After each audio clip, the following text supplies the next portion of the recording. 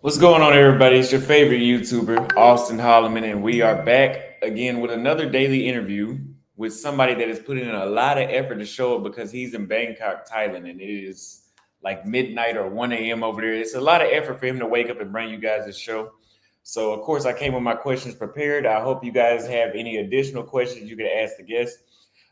Yes, this is not about women. This actually is not about women at all, but for people that actually plan to live or become a digital nomad, expats or become a digital nomad, this is an important topic for futuristic thinking and current thinking as well. So if you are interested in becoming a digital nomad or living abroad, make sure you guys tune in. I will go ahead and bring our guest up and I'll let him introduce himself. What's going on, Mr. Dan? Mr. Sparks, I should say. You on mute.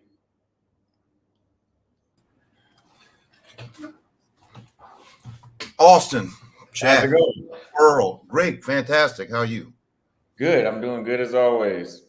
I'm looking pretty big in this screen. Is my face like really up against the Oh yeah, camera? that's the setting that it's on right now. Just zoomed in. All right, So, so could you tell everybody who you are, what you do, and yeah, what your expat status is right now? I guess, or what it's like being an expat where you're at. sure. For those of you who don't know me, I'm Dan Sparks, originally from Philadelphia, PA, and I currently reside in Bangkok, where I'm retired. And you ask, what do I do? And I don't do a damn thing. I am retired. I tell people that I live like a house cat. And if you people who are dog people, you know what a cat does all day. It stretches, it finds a place to sleep, it scratches its nuts, it walks around, it finds litter box, goes out and chases lady cats, and then comes back in. But in all seriousness, I was fortunate growing up in Philadelphia. My father took a job with an NGO, a non-governmental organization, when I was 5, and we picked up and we moved to Ghana. So I lived in Ghana from age 5 to age 10. Those were my formative years with my mother and my father going to school, living there full time, then returning to Philadelphia, finishing high school, then going on to Howard University. Upon completing Howard University, I'd always wanted to be a Marine. I went into the Marines as an officer, first as enlisted and then as an officer. I did my career in the Marine Corps as a communications officer, which essentially as an IT manager. Did my time, then I did some civilian time, then got to the right point where my baby son graduated from university. I had taken care of all my responsibilities. I was divorced 7 years prior. And last August, right on my birthday, I actually landed here in Bangkok on a 10-year long-term retirement visa.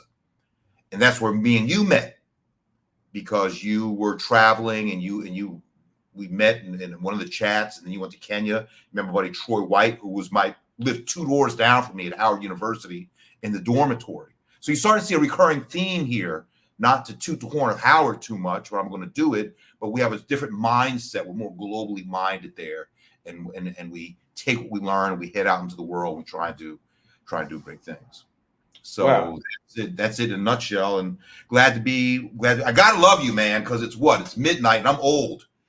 So I told Austin earlier, it was like 7 o'clock. I'm going to sleep now, so I'll be up to go on live with you in Paraguay, and it's my pleasure. I appreciate it, man. Yeah, I'll make sure that I keep the questions quick and for your for the time it is over there. So what made I'm now? I'm wide awake. okay? What motivated your decision to settle in Bangkok if you didn't just cover that already? And how has that influenced your investment strategies? I first came to Thailand in 2004, and I was still as a reserve officer working for the DOD, and I had a business trip to Okinawa, Japan. And my boss was a brother who was a retired colonel in the army, and he had never been to Asia. So I arranged everything. We went to Japan, went to Okinawa, we did our training, and I found out. I said, "Listen, we could take 2 days and swing by Bangkok before we come back to DC, because it was cheaper to do that layover than it was to go straight. And the company didn't care. They said, "Oh, you're saving us about $1,000." And I had done my reading about Bangkok. I never had a chance to go when I was stationed in Okinawa, Japan, and it blew his mind too. We landed, had a whirlwind 48 hours, got on the bird, came back to DC, and I started coming more for business trips and pleasure. Then when the opportunity came for me to go back on active duty because of the global war on terror, I was mobilized on active duty, and I spent another few years stationed between Hawaii and Okinawa, Japan, so I would be able to take long weekends and come to Bangkok. And I fell in love with the weather, the food, the people, their mindset, the cost of living, the lifestyle. And Thais even asked me, he said, "Kundan, why did you pick Thailand?" Well, right before I moved here, Forbes magazine came out with an article where they talked about the top 3 places in the world to retire for Americans over 60. And I don't recall the cities and other places, but Panama, Portugal, Hua Hin, Thailand. So just take out the cities. But so it's everybody knows it. Out of all the cities in the world, Bangkok is the most visited. Hong Kong and them always go back and forth back. It's been about 10 years running. And I ask folks this question: what do you think is the most visited city in the world? Oh, it has to be New York, it has to be Paris, it has to be London. Out of the top 10, New York is number 7. So Bangkok is the place, and people recognize it, and it's a fantastic lifestyle over here, and I have no regrets whatsoever. Okay, so how does that influence your investment strategies? Like, with the cost of living being cut down, and let's say opportunity that's locally in the city, what yeah, how does that influence your investment strategies? Like, how do you use your excessive income to invest in things like S&P, or I know you spoke of Vanguard before. So to rewind back real quick, remember I said that we moved to Ghana because my father got a job. He was 20 years old, and it's funny because I hear that single mom song. Dad was 20, mom was 19, and he got her pregnant. But back then, you did the right thing. He sat with my grandpa for a few hours, then took my mom to a marriage service in Philly. They got married, and he went off into the Marines. I was born while he was in the Marines. He came home, and my grandmother met him at the door holding me, and she said, "Here, take him." And but he was able to think bigger because he had a job at the post office. And back then, black men became teachers or postal workers. My mother was an operator for Bell Telephone. Y'all don't remember, but the telephone company that had women in the old movies were operators with plug calls. She wasn't college educated. He did a year at Howard.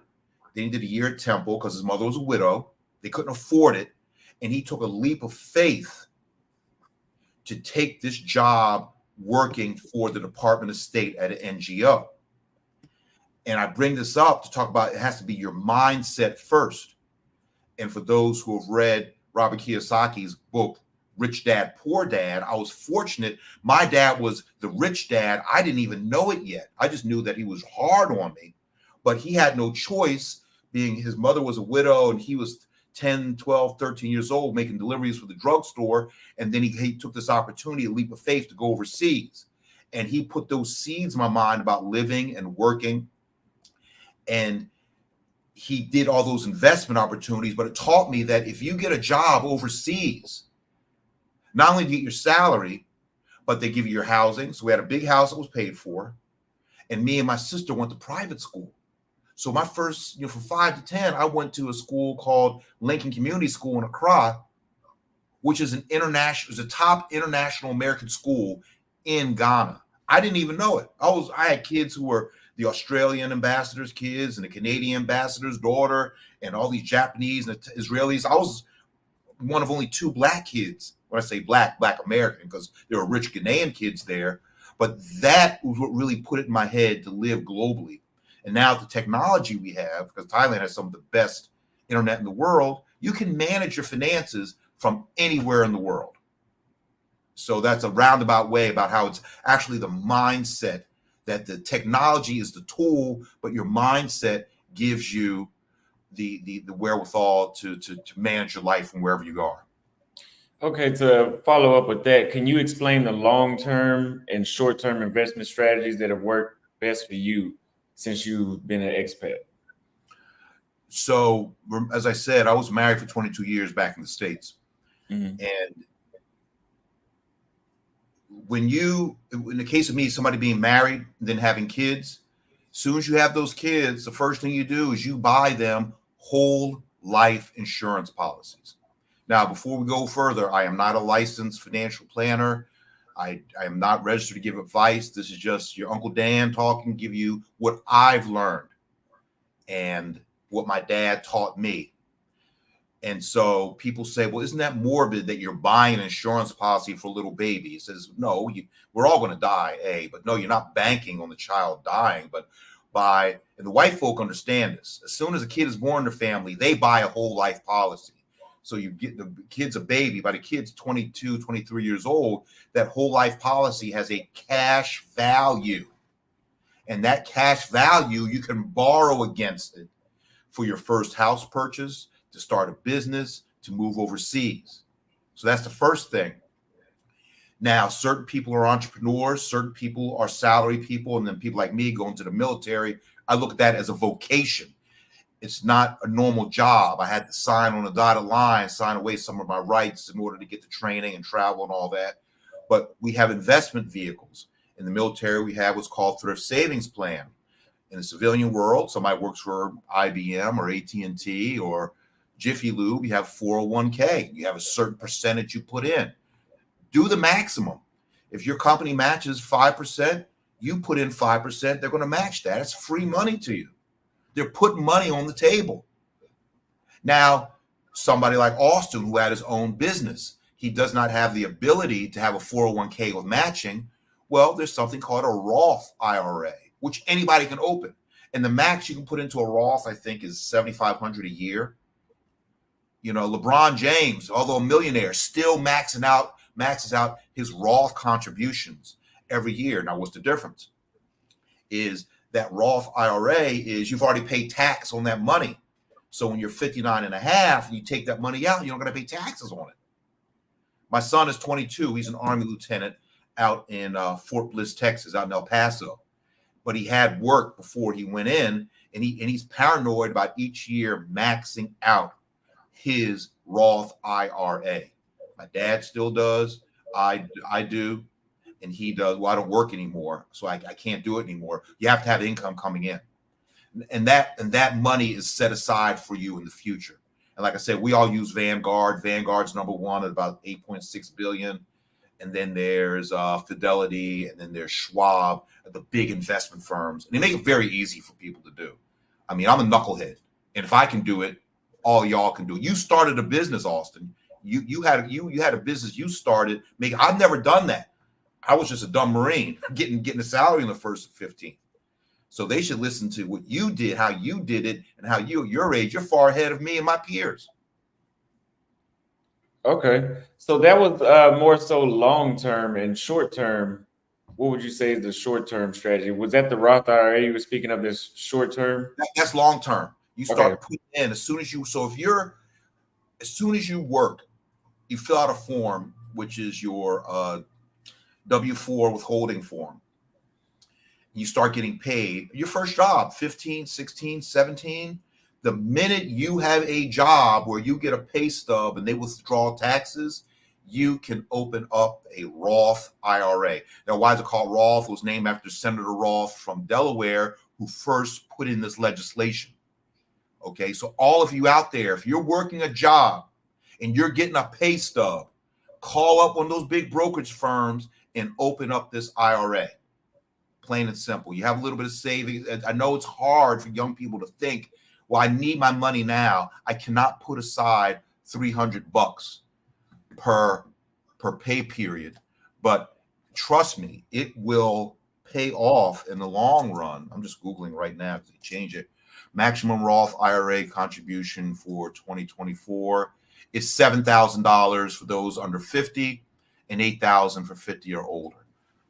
So let's do this. 7,000 divided by 12 comes out to be $583 a month. So instead of taking a car note on a Hellcat, you ever see those videos where say how much your car note? $1,000, $700. Why? Put in $600, $583 a month to max out your, because you have to be making at least $7,000 a year. So if you're making less, you can only go to that point right there. But it will compound every year because now you mentioned index funds, you mentioned stocks. So when you call up Roth, you call it Vanguard, you call it Fidelity, or you call it Schwab, you say, hey, I'm Tyrone Jenkins, and I'm assistant manager down at local Jiffy Lube, and I make $33,000 a year. And they'll say, okay, great, we'll open up your account.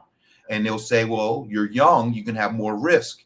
We have some international funds that bundle together the best international companies. You can with funds backed by gold.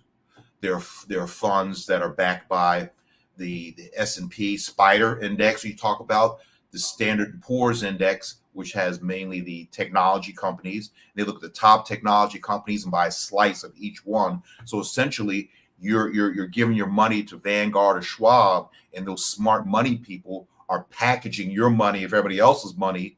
You can't necessarily buy shares of Apple, but if you're in this pot of money, you will become an Apple shareholder, a Tesla shareholder, a SpaceX shareholder, and your money's going to compound. So it's dumb proof. You don't have to think about managing your money when there are experts that do it for you. Okay. That was some really good information you gave. I just learned myself as well about the Roth IRA. So how many different types of financial accounts do you manage, and what specific purposes does each one serve? That, like I just said, I don't manage them. I've got really smart people at Vanguard who do it, and the smart people who have my insurance policies. So I've got 3 kids. Each of my kids has a whole life insurance policy that, bless my dad, he had the foresight, so he bought it when they were little. And my little boy, out of my 3 kids, is an Army lieutenant. I have a separate policy for him that I'm paying. It's only $6 a month. $6 a month for a $100,000 life policy. Now, he doesn't really need it right now because he doesn't have a wife, he doesn't have kids, he doesn't have property that he has to protect, but he can scale that up. The whole point is that if the young people get into the insurance early, the costs are smaller. If you're old like me and you want to buy an insurance policy, your premium is going to be much, much higher because I'm old and broken down. A young guy like my boy Cal in the chat, he's a young guy in New York City. He's doing well. He's in his 40s. He'll pay less. But a young buck like you're not even 25 yet, are you? No. Yeah. You get into insurance now, and it'll be dirt cheap for you. And then when you're 45, you got that there. So the whole thing is getting in early so that your policy, your premiums are smaller. So for us older guys, yeah, I've got a $1 million life policy on myself through a military affiliated group. I'm paying $99 a month, which is good. It's a 10-year term. But I'm healthy. I'm a non-smoker, all that stuff, other than cigars. I never mentioned that. But somebody close to 60 trying to buy a $1 million policy, they'll pay $700 a month for it. But I bought it years ago and I only got it for $99 a month. But now that I'm divorced, my kids are grown, I sold everything in the States, I just let that policy lapse. I don't need any more life insurance. The VA is going to, when I croak, the VA is going to cremate me, put me in an urn, they'll bury me free. Another benefit of being in the military, you get free burial. So the first question is from Legacy Tears. Thank you for the $5 super chat. I was working in banking. Thoughts on I bonds? This high level game. Salute, Austin. Thank you for the super chat. Yeah, bonds are something that my dad does, big money guy. And a buddy of mine just said, bonds, treasury bills, just drop 50,000 into treasury bills. And I never had that cash liquidity in my married time to do it. But that's something there that if you have the ability to do it, to definitely go ahead and do it. I mean, I would not recommend somebody not doing it, but because of the thing with the bonds is if you buy enough in bonds, then it's guaranteed money by the U.S. government, and you can live off those dividends, the revenues, the interest that you get from the government. Okay. The next super chat is from Calvin King, like you brought up. He sent a $20 super chat for currently watching the show, listening, and giving my support to both of you. Thank you very much for the super chat. Thanks, Cal. You the man. So the next one I have is so how many accounts would you say that someone should aim to have if they're an expat living abroad to have that slow growth of income?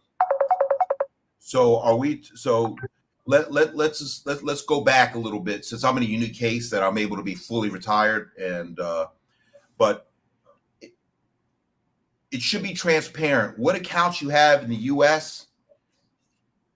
should still be the same that you have when you're living overseas, because we can manage them.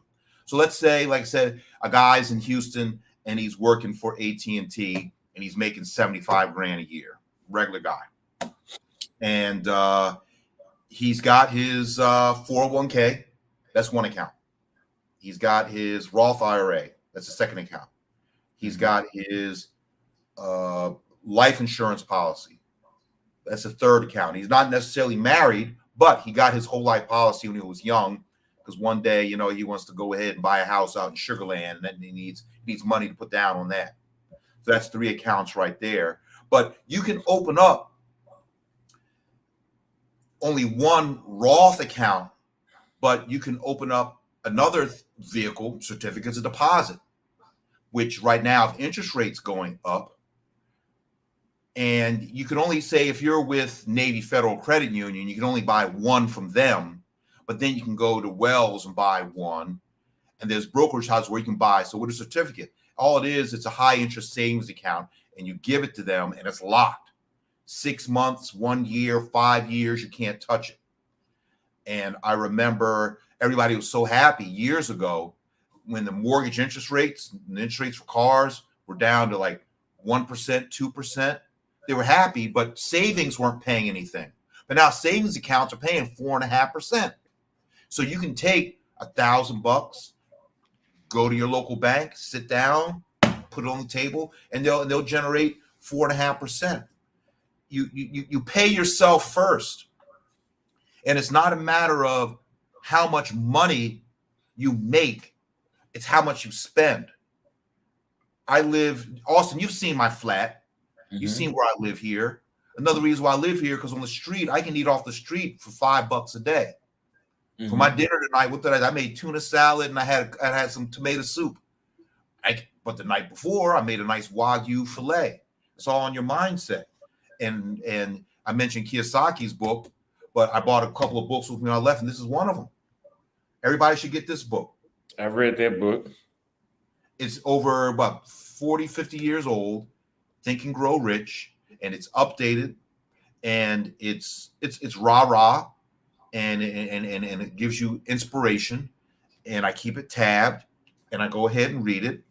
And then the next book I have, you see this right here? 4-column book, and this is all my receipts for every month. At the end of the month, I take open this book. Yeah, you can use Rocket Money, and you can use other things like that. But I write in there, I don't know if you can see it, I got groceries, I got utilities, I got everything that's eating out.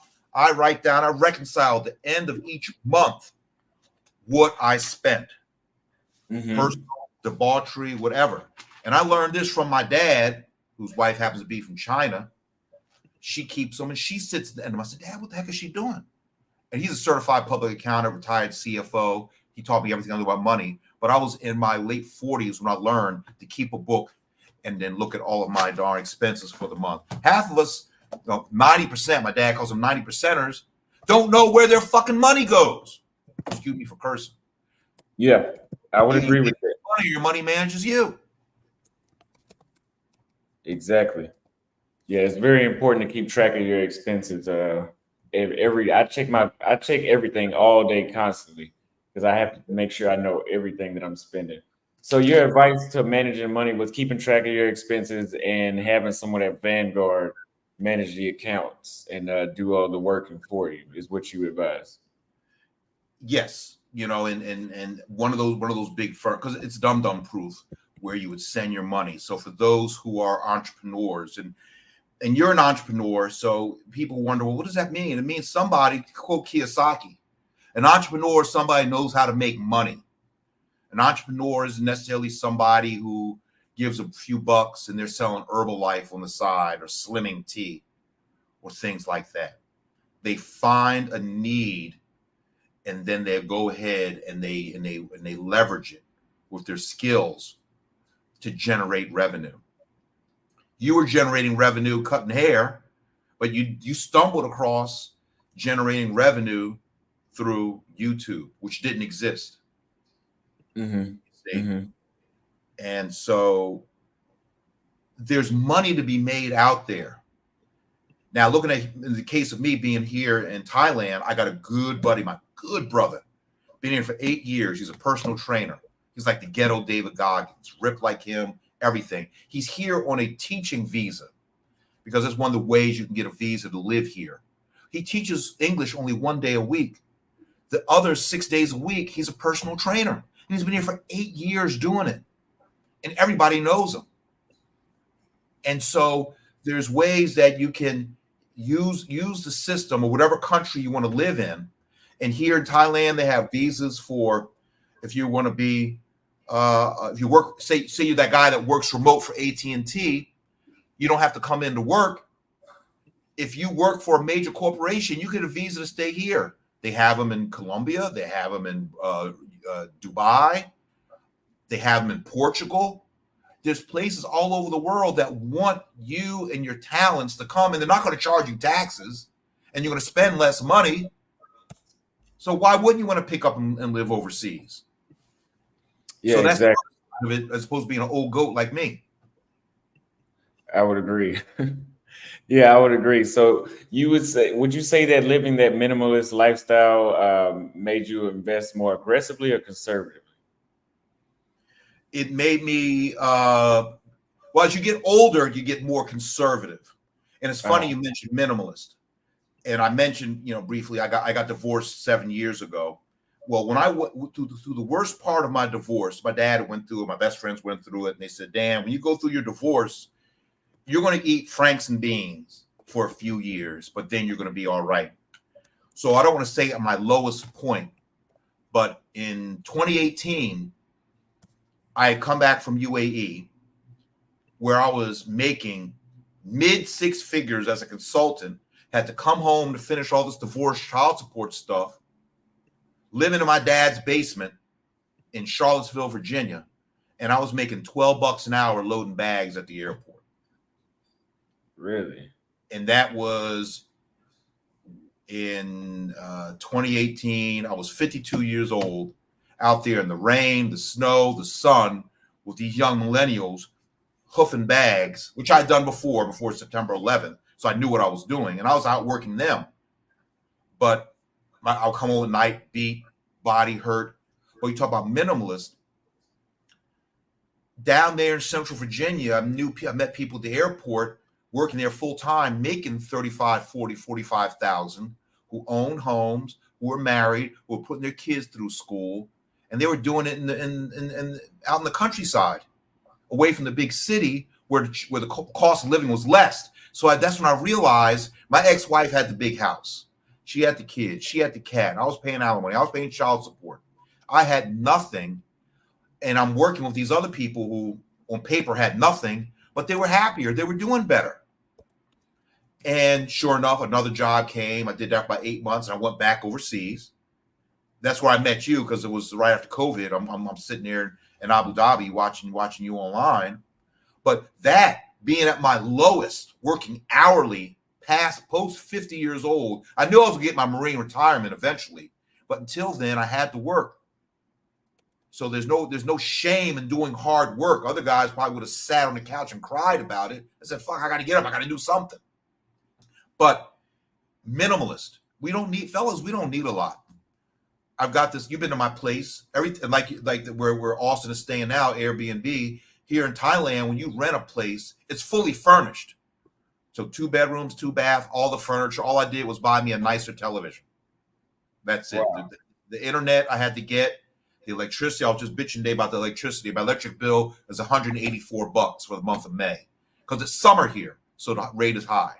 But my internet, my TV, and my cell phone all bundled are only about $100 a month. And then whatever I eat. But all the furniture, everything's in here. It's turnkey. Wow. Okay, I didn't know that they all come fully furnished like that. That's amazing. That's very convenient. Yeah, So, and that goes to the minimalist thing that yeah. you can. I came here with 3 suitcases and a box, and I've gotten rid of stuff. They sell underwear, they sell T-shirts, they sell toothpaste, everything. Amazon delivers here free. You can get whatever you need. So, fellas, if you can't pack up everything in 3 suitcases, throw it in your truck and go, you got too much stuff. Get rid of all. I would agree. So your minimalist lifestyles consist of 3 suitcases, moving into furnished apartments, and keeping track of the amount of money you spend and spending the least amount of money that you can and investing the rest. Okay. Yep. But you were here. You saw that we had fun. Yeah. Yeah. So being a minimalist doesn't mean you don't have fun. A guy just needs a PS5. That's why I joke with these girls. I say, I want a PS5 for my birthday. And they're like, what games do you play? I don't play any because I don't have a video game. But fellas, we go to the gym and we play video games and we chase skirts. That's all we need. So in terms of investment, what have you found to be the most significant difference between dealing with assets in Thailand compared to your home country? I guess, I don't know, can you buy like bonds in another country like in Thailand? I haven't been here in Thailand long enough, but you can buy assets. You can buy condos. You can buy homes, but you can't own the property underneath. And now, before anybody says, "Oh man, that's wild," when you go to Hawaii, it's the same thing. If you ever visit Hawaii, only people who have native Hawaiian blood can own the property. You can be from Missouri, Texas, Pennsylvania, Florida, and if you move to Hawaii and you want to buy a house, it's leasehold or freehold, where you're buying it, but you only can own it for like 99 years. But the actual dirt under it, you cannot own it. Same thing here in Thailand. You're in a building and 50% of the building has to be owned by Thai people. The other 50%, foreigners can own condos in the building. The United States is the only country where we let foreigners come in and buy up all our precious property. Yeah. You see? Whereas, same thing when I lived in Abu Dhabi. Dubai was just up the road. A lot of investors from here are doing what? They're buying condos in Dubai, thinking they'll have Airbnbs and rent them out. Also, Thais love Japan. Japan is a dying country because of their demographics. They're getting older, and their birth rate is down. I walk through the mall, and there are all these big kiosks. Buy property in Japan. The same thing. You can own the condo, but not own the building. You see, because the Japanese love coming to Thailand. The Thais love going to Japan to see the snow. My condo, you've been here, is about 80% Japanese living in this building, which is great because they're very polite, they're very quiet, they're very neat, very, very sweet people. So, but here in this traditional society, gold is the big thing. And then, hey, Professor Mex, mi hermano, this brother here, he sends me all the updates because he trains firefighters and youth firefighters in Mexico. And he sends so much stuff. Hey, Professor, you send me so much stuff on the Instagram. I cannot respond to all of it, but thank you for sending it to me and keeping me updated on it. I got to get back to Mexico. If I wasn't here, I'd be in Mexico. Okay. But I Yeah. ran into a big crypto community here too. Mm-hmm. A bloke that I met, and they have these crypto mixers, and the guy who's the president is an American who actually he played Division I basketball at Oregon. Big white guy. I forget his name. And his number one guy is this Singaporean guy who went to Boston College. And he says, Dan, we're having an event. You want to come? And he likes it when I come because I bring cigars. As always keep cigars on me. But there's a huge crypto community here. And a lot of people in China who are doing Bitcoin left because China outlawed Bitcoin. So they went to Singapore, Malaysia, and came here. So I got out of crypto a few years ago. I divested everything so I'd have my money to move here. But yeah, I've got a play account on Coinbase where I get into various coins, and that's what a lot of young people like doing. Mm-hmm. See, if you're young and you can accept more of the risk, you can do crypto anywhere. Mm-hmm. Mm-hmm. I would agree. Okay, so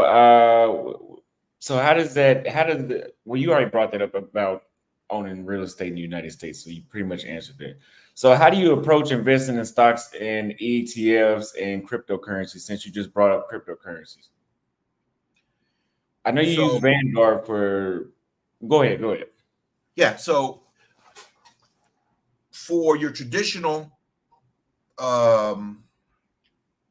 investments, for instance, my son, who's a lieutenant, when he was 16, 17, I set up a Vanguard account for him.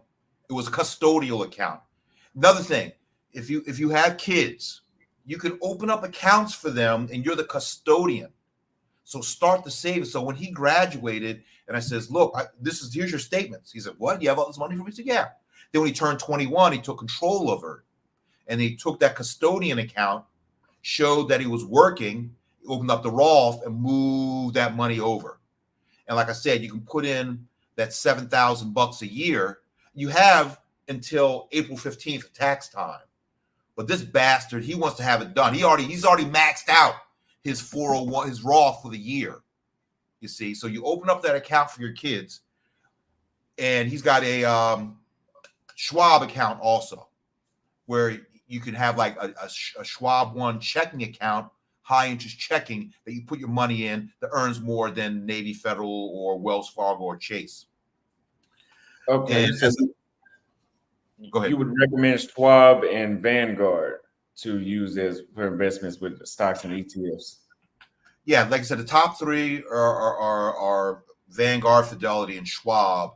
Okay. Vanguard, Fidelity don't really offer checking accounts, but Schwab offers a checking account where you get a debit card and you get a credit card through them also for your Roth. But call. They have 800 numbers, and they're very, very friendly. So don't take my word on it. Do your own damn research. We're too lazy. Don't listen to us talking heads on the screen. Do your own research. Call each one of them. Get your little notepad out. I always keep little notepads here. See, I got this one. I'm working out some bills and stuff right here. And you do the pros and cons of each one. Now, as far as crypto, like I said, I had a Coinbase account that I reopened. My buddy said, "Hey, we got a tip on this. Coinbase it's an app on your phone where you go ahead and you can purchase crypto. You can purchase Bitcoin through Cash App." And that is very, very stable. Bitcoin and gold are not going anywhere, but you have what's called alternative coins, which like Gala coin and Gala music. Like my buddy's company here is Gala, GALA. That's very inexpensive, but it's going to waiting for the Bitcoin split to happen. If it hasn't happened already, it should happen in April. Just to show you, I haven't been doing my homework lately. But once that Bitcoin split happens, prices drop, then you jump into market and you do buy. And I'm like, remember we used to ride the SkyTrain here. And for those you don't know, they have a fantastic subway system, SkyTrain system here in Bangkok.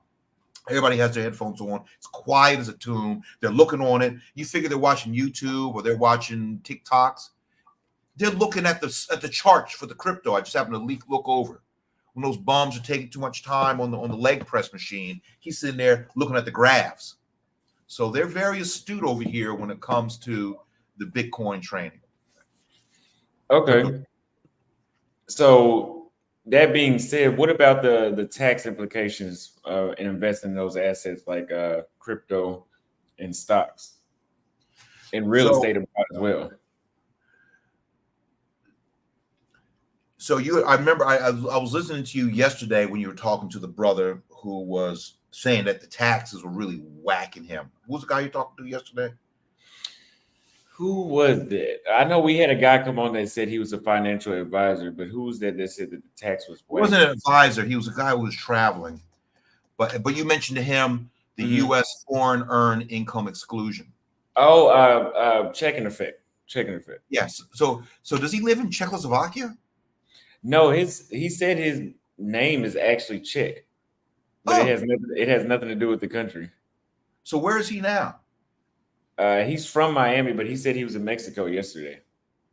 Gotcha.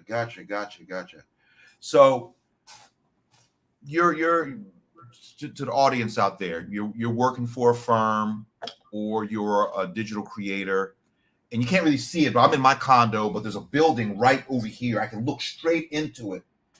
And somebody moved in directly across from me, and the light was always on. It was this white boy, and he's walking around with his big Bose headphones. He's working all night long, and his light was pissing me off because it would come in, burn it all day and all night. I ran to him the street. I stopped. Hey, what are you doing? And he came over. He's an Aussie. I said, you moved in across from me. Your light's burning. I said, oh, does it bother you? I said, yeah, it's at night. I ran a girl up trying to watch TV. He's an Aussie who's working a remote, but he works those weird friggin' hours.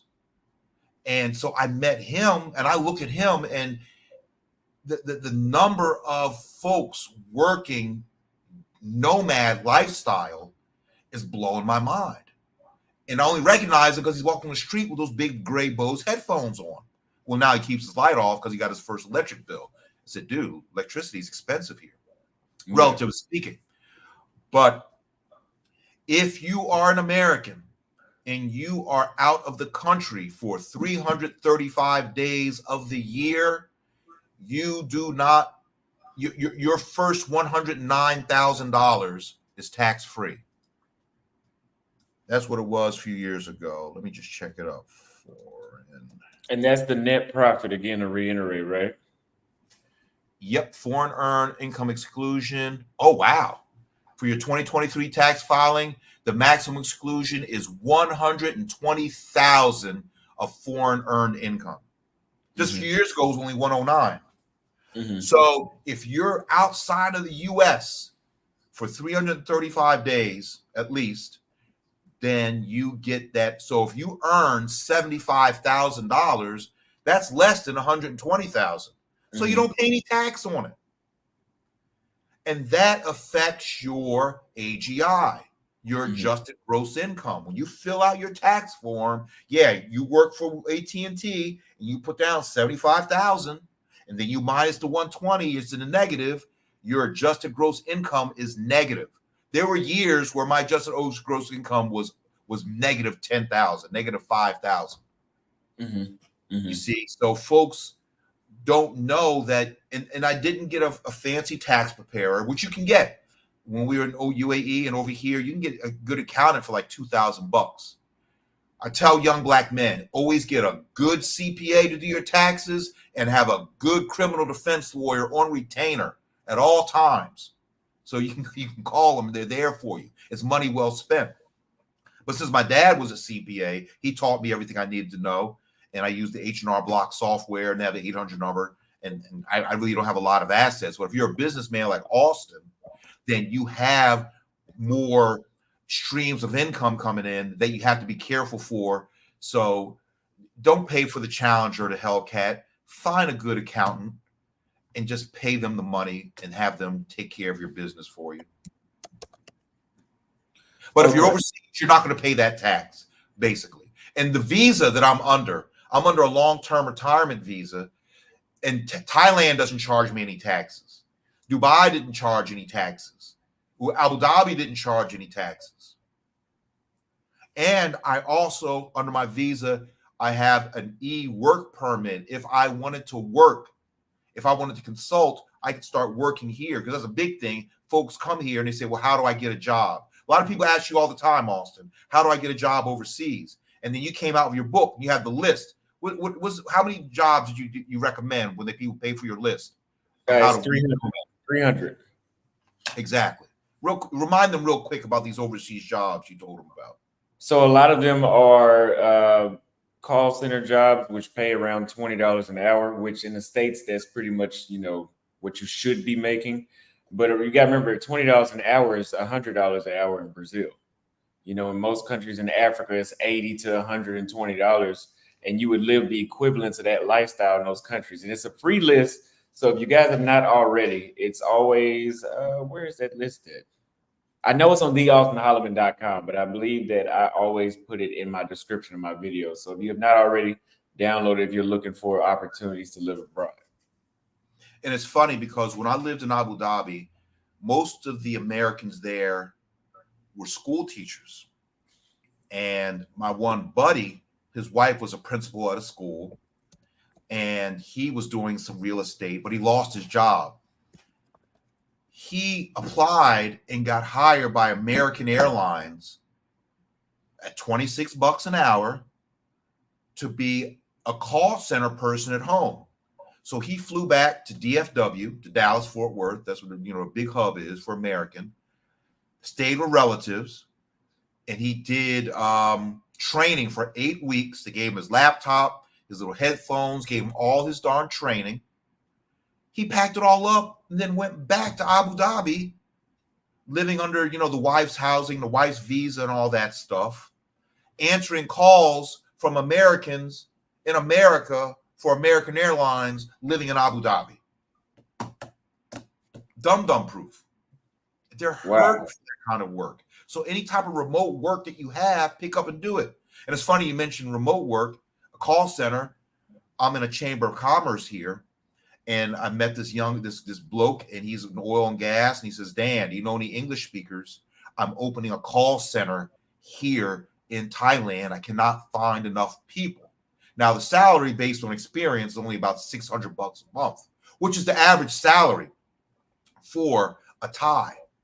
But an American coming over here who's making money, you want to make extra money, an extra $600 tax-free, that's your rent right there. That's rent for a nice place. But you can get a place for $350 a month, a studio with the full kitchen, with the rooftop infinity pool and everything, the gym, everything included. Okay, so speaking of those taxes, though, what is your current tax setup like? Do you recommend LLC, S corp, which that I don't think so for that one, but I'm just throwing something out there, or sole proprietor? And how has it evolved since you became an expat? So if you are an employee for a firm working remote, you don't have to worry about the LLC and the S corp and all that stuff. But if you are an independent contractor, so remember we keep talking about my buddy about the example, he works for AT&T making $75,000. Mm-hmm. Well, his buddy, who's from Sugar Land also, is an independent contractor. Instead of getting a W-2 statement at the end of the year, he gets a 1099 form from the company. AT&T says, we paid this person $75,000, but they don't take out any taxes. So what you do is you can set up an LLC, which is very easy to do. You find an accountant who can do it. I have my girl in Virginia, $375. She incorporated me in Virginia. And then I took that form and I went to Wells Fargo Bank, and Wells Fargo has business accounts. You only have to keep $500 in it, and there's no fees. So I had my LLC because I was going to do some independent consulting before I moved over here. So it's not daunting. LLC stands for a limited liability corporation. And you as a person set up the corporation. You're the principal. Everything you own is in that corporation. And it's funny, there's uh, uh, a way where you get your business account, then you get your business credit cards, and then all your travel, all your meals, you put that on your business credit card and you write that off on your taxes at the end of the year. So I have many friends who have that. Now, me, like I said, being retired and I've backed away from, because I've got income coming in. Well, Dan, where do you get your money from? I have my retirement and I have my VA disability, which is not earth-shattering amounts of money, but I'm not in debt. So it's more than enough for me to maintain my lifestyle. So I really don't have the drive and the desire. So I just closed down my LLC. I closed down my business account because I'm not going to do that stuff anymore. But for you young guys who are hungry, who have a skill, who are selling something, if you're a copywriter, if you're over here teaching English, if you're doing consultations, like when people pay for the consultations, you run that through your corporation. You see? And so that's that. I had one of those vehicles ready to go in case I was going to do work over here. But I found that I didn't have to. Limited liability corporation, find an accountant. They can open one up for you. They'll register. Each state has an agency that registers business. You got to think of a name for it. And mine was Dantronics. My name's Dan. Years ago, I said, yeah, start a company named Dantronics with an X. And that's what it was, Dantronics LLC. You got to think of a name that's unique. And so they registered that. And then, but as soon as you register it, you're going to get all this junk mail from companies trying to give you lines of credit. Let us fund you here, open up a call center, do this and that, because they get access to those records and they want to spam you and try and solicit you as soon as you start a corporation. So absolutely, and I would advise everybody having an LLC just on standby, just in case, if, like you said, and to take advantage of the tax benefits. So, do you have a bank that you use in Thailand? Yes, I use SCB Bank. Okay, and so Siam Commercial Bank. So would you say that is a challenge when it comes to your taxes? Because I know the United States, if you have a foreign bank, they want to know a lot of, there's a lot more forms you have to fill out, and there's a lot more information you have to give for having a foreign bank. Sure. So when each country is different, but here in Thailand, you cannot open up a bank account unless you're on a certain type of visa. And so I'm under that certain type of visa, and I had the forms, and I went to the bank, and they said, "Oh, you're an American." I said, "Yes." And they pulled out an IRS form. Like, God damn it, I can't get away from the IRS. And I needed my social security number. They had to run it because the IRS is so concerned about money laundering and offshore money coming into the States and this and that, another thing. And so I moved here in August. I did taxes this year. They asked about it, but all my money goes to Wells Fargo. And then I use another app called Wise to transfer from Wells Fargo to Siam Commercial Bank. And my money comes over in about 10 minutes. They charge a very small fee. I used to do a wire transfer from Wells Fargo, even though I was in Abu Dhabi, wire transfer between banks. They would charge like $46 and it would take 3 or 4 days. And then just the YouTube algorithm, I found a young white guy in Europe talking about money transfer services, and it's WISE. It's an app. It's on your computer. You can get the card. I have no problem with it. I love Wise to death that their money comes so quickly. So each month I just transfer over my rent, my little mad money, and that's it. You save, because since I have the ATM card here for the local bank, I don't get charged the fees.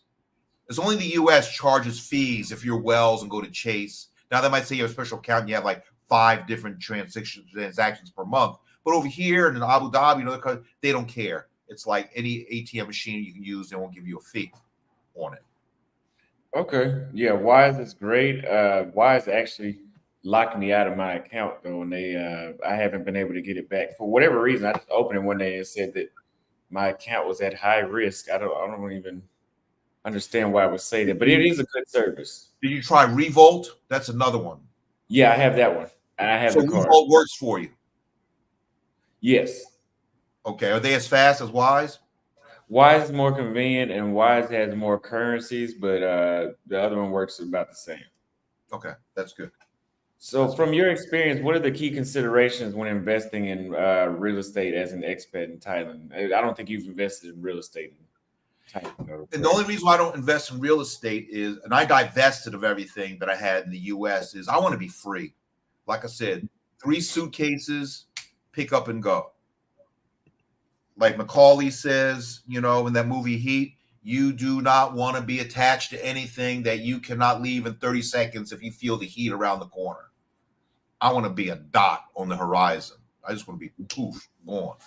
I would agree with that as well. Like, I want to buy real estate, but I think about that all the time. Like, that's a real responsibility that you can't just up and leave. Like, right now, I'm at a peace of mind because I can just, oh, let me go over here, just bring my suitcases, gone. But if I have something keeping me to a certain, that's actually tying me there. Maybe one day I will, but not right now. Malik Quelly says, with $5, he's right. I'm 51 and all I want to do is retire in 3 years, move to the Philippines and travel the world. Don't need to flash and bling no more. Thank you for the super chat. Nope. Yes, a minimalist lifestyle is way better. You have way more money in your pocket. I would agree.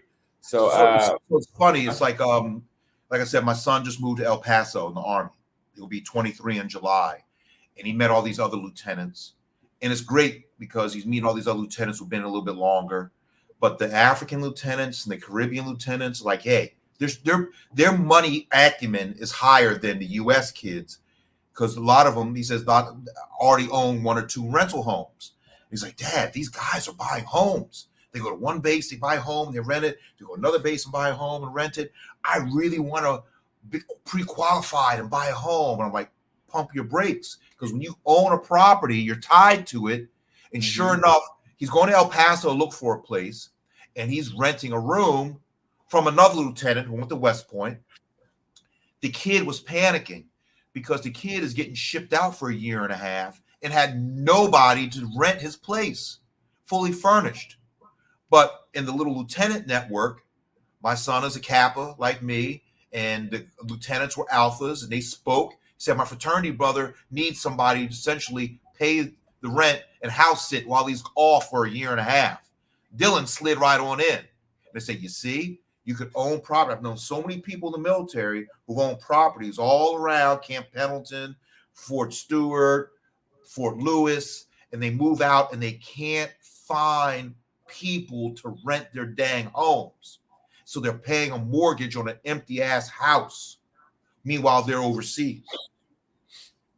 agreed. Plain and simple. So that's something hanging around your neck, and I just don't want to have to deal. So many people say, "Well, Dan, why didn't you buy something in Dubai?" Nope, don't want to. Why don't you want to buy something here? Don't want to. Agreed. So, are you familiar with the steps that it would take to open let's say, a restaurant in Bangkok? Yes. So traditionally, and this goes also for business in Dubai, because I knew a brother who had a barbershop in Dubai, one of the best barbers in Dubai. He was not a UAE citizen. He was from Jordan. And you have to have a citizen, a Thai citizen, on the paper with you as the co-owner who owns 51% of the business. And you can find these people through law firms, through accountancy firms, and they just act as a pass-through. And I know many folks who have businesses here, who own restaurants, who own little bars, and it's just the freedom in America doesn't exist in these other countries, where somebody can come across the border from Guatemala into the U.S. and get a driver's license, get a cell phone, get a line of credit, start a business without having an American as their partner. But over here, you have to have a partner. But there is certain, let's see, Thailand Amity Treaty. There's something called the U.S.-Thai Amity Treaty, which signed in 1966. It gives special rights and benefits to American citizens who wish to establish their businesses in Thailand. So all the geniuses out there in the chat, just Google search US dash Thai, Thai, Amity, Amity treaty. I found this out through an Australian who comes back and forth in business. Says, Dan, you as an American have an advantage here that we other foreigners don't have, which is this Amity Treaty. Now, it was signed in '66, Vietnam. Why they did it, I have no clue. And they have services that help you set it up. So we as Americans have an inside track on owning businesses here. I haven't really delved into it. I got to call my boy up, Christian, and find out more about it and speak to one of the big law firms about it. And if the opportunity presents itself, I mentioned it to Dad. He's like, hey, I'll send over some venture money and maybe we'll start a little business. I don't know. But that's one of the benefits of our blue passport and the treaties that the U.S. has with certain countries. So what would you say is the challenges of opening a business in Thailand? The challenge is finding that partner here that you can trust and that the legal system and understanding the legal system here. Now, through my contacts at the Australian Chamber of Commerce, I've met several lawyers of different firms who have been in business here, like Siam Legal, that there are U.S. and European lawyers who are licensed to practice here, and they charge a fee to be the intermediary. But you could be in a Thai courtroom, not for anything criminal, but for corporate negotiations or something. You don't speak the language. You don't know the traditions. You don't know the ins and out of the business. So you have to ask yourself, is the juice worth the squeeze to be over here, to open up that business? And so you have to get that proper legal advice. So if anybody's interested, my buddy works at Siam Legal International, or you can go to the U.S. Embassy website here, and they will list the Amity Treaty, and they will recommend lawyers here for you. So if that's something you guys want to do your research, contact the nice people. I'm not giving an endorsement, but I've seen them publicized. I know folks are there, Siam Legal, and they can talk to you in depth about that. But to your other point, I know many, many foreigners who have businesses here, not just Americans, but Chinese, Burmese, Vietnamese, over here, Arabs who are over here who are very, very successful with their businesses. It's just that my point in life is just, even back in the States, I never had the desire to have a business. You started your barbershop business. How old were you? 22. Yeah. You knew you never wanted to work for somebody. You started your business. I just never had that in me to do it. I was just a dumb Marine. I was just happy getting paid to run around and jump out of helicopters and stuff like that. I can understand that. So what cultural factors should foreigners consider when investing in another country? For example, and I know in a lot of parts of Africa, and I've even heard in Thailand, like they do things at their own pace, and it's not uncommon for them to show up late to work. Or in Africa, they move very slow throughout the job. It takes 40 minutes sometimes in some parts of Africa to bring food. Do you know any other cultural factors in the place you've been to that would be important for somebody that wants to start a business outside of the United States? It's just funny you mention it because back in the States, we talk about CP time. We're over here, it's Thai time. Yeah. And so whether you're dating a young girl or you meet somebody for business, just expect them to be late. And Japanese are on time, Swiss are on time, Germans are on time. You just have to, when I lived in the Middle East, the people in the Gulf countries were on time, would always leave early, just sort of like fade away. You're like, where did Hassan go? Oh, he left an hour ago. So why didn't he tell me? I've been waiting. I was supposed to have a meeting with him. And you just roll with it. You have to understand the culture of the places that you've been to. Like when you're in Brazil, are girls on time for dates? In Brazil they are, but in Colombia they're not. In Peru they are. in Argentina, it's a cultural thing for them to flake and not even show up. Really? Yeah, yeah. Whereas in Japan, they are fastidious. They are there on time. That country runs like a clock. And it's a shame. They feel shame if they're late. Where, they just text me, oh, I'm leaving now. I'm like, all right, fine. Well, it's funny. I had a date a few days ago with a girl from Singapore, and she was on it. She sent me her live location on the SkyTrain. I'm 2 stops away. I'm 1 stop away. I'm walking here. She had a picture right where she was. You see, and then I was supposed to meet her the next day at Terminal 21, and I was running a little late. Trains running slow. She's like, where are you? Where are you? I said, chill. So why are you mad? I said, because you keep asking me where I am. She said, well, I'm worried about you. I says, don't worry about me. Worry about the people around me. Then her lips started to quiver. I said, no, I'm sorry. So stop apologizing. It's just we're just different cultures. You were on time. I was not on time because of the train, and you were concerned. But I just, I took it the wrong way because you kept asking me where I was. But I understood now that you just cared about me. And we had a nice afternoon. Got her a smoothie. She was happy. She might be watching. She left and went to Da Nang. She's like, oh, you go to YouTube? I said, sometimes. I'm nobody. I know people who are stars. I'm not a star.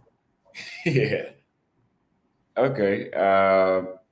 So how do you stay updated on investment opportunities? But you said the guys at Vanguard handle that for you. Well, you got to read. So pay for the subscription to the Wall Street Journal, and then you just read electronically. You read online. Go ahead and watch CNBC. I read Bloomberg. So my dad's old school. He still gets the Washington Post newspaper delivered every day and reads it cover to cover because our uncle taught him, hey, always read the news. But that was like old school after World War II. Just read the newspaper. But you to be successful, you have to know yourself. You have to seek self-improvement. Lawyers and doctors, when they finish law school and med school, they still learning. They have professional journals. They got to read every month. Stuff comes out every month. They have to be up on the latest techniques, the latest scalpel, this and that. The lawyers have to keep up on it.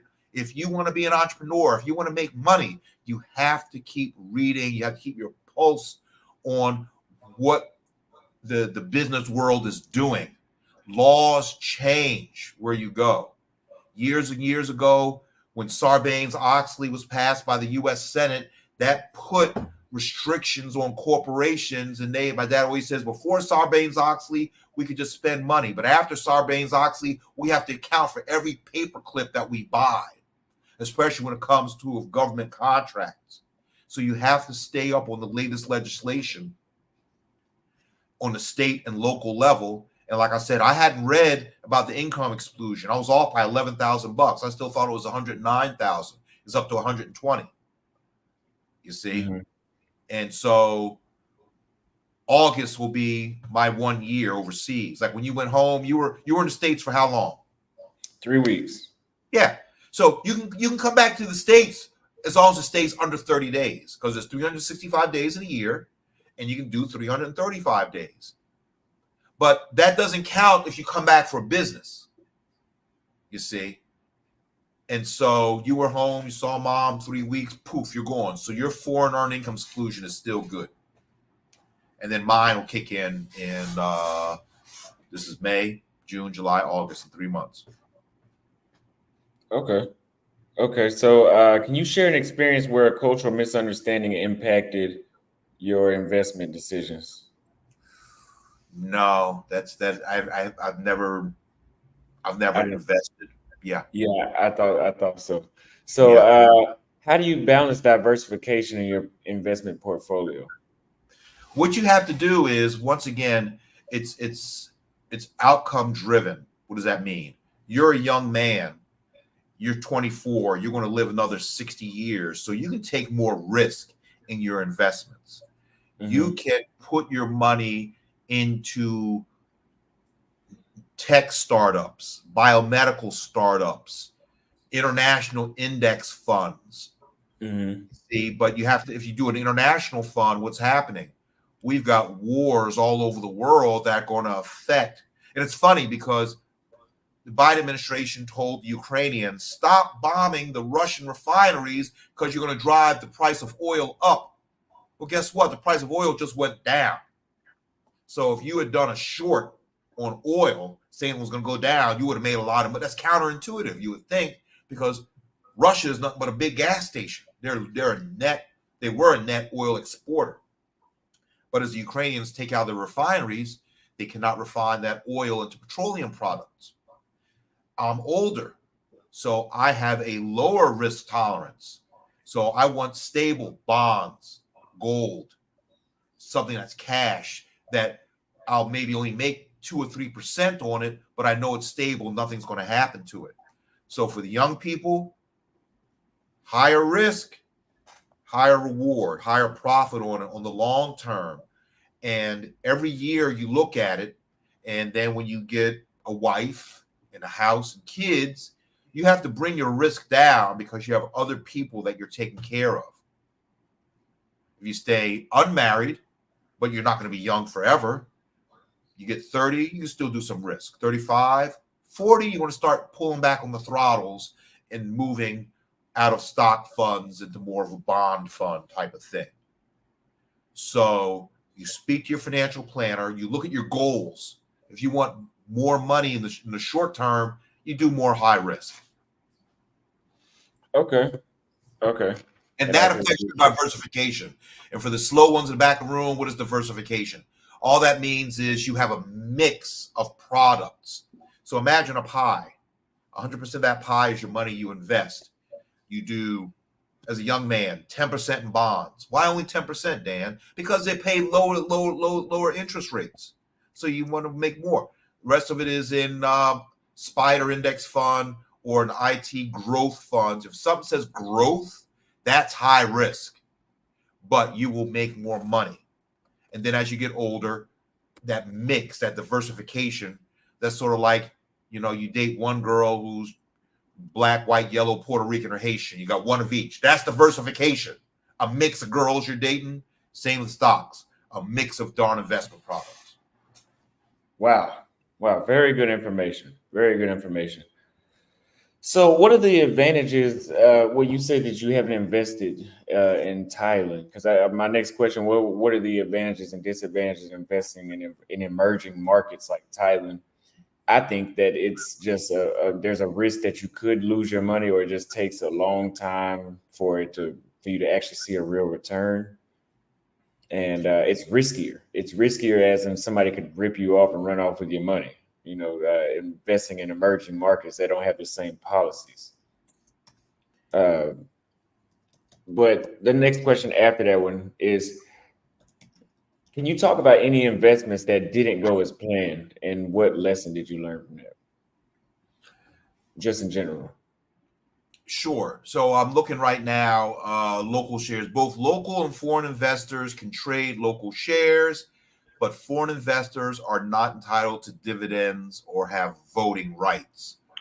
So as an American, you're living in Sugar Land, or you're living in Camden, New Jersey, or Baltimore, and you buy 2 or 3 shares of Apple, you're going to get a notice that the shareholders meeting is coming. And whether you own 3 shares of Apple or 3,000 shares of Apple, you have voting rights. And then you bought Apple at 50, it goes up to 100, you got a $50 profit. That's your gain. That's your dividend right there. And then they'll pay you certain money. If it splits, you get more money. So they're saying that if you invest in Thai stocks, like local stocks, you can't get dividend because they're protecting their market. They don't want foreigners coming in, because there was George Soros many years ago. This is like the 96 Asian crash. George Soros made his money as a money man, got his wealth as a money manager. And he really pummeled the Thai, the Indonesian, Singapore, Malaysian, I think South Korean. They were called the 5 Tigers. Go Google the 5 Tigers collapse, because these Asian economies were really kicking ass. Everybody was invested. But Soros moved money in and money out, and pretty much collapsed the Far East stock market for many, many, many, many years. Wow. Exactly.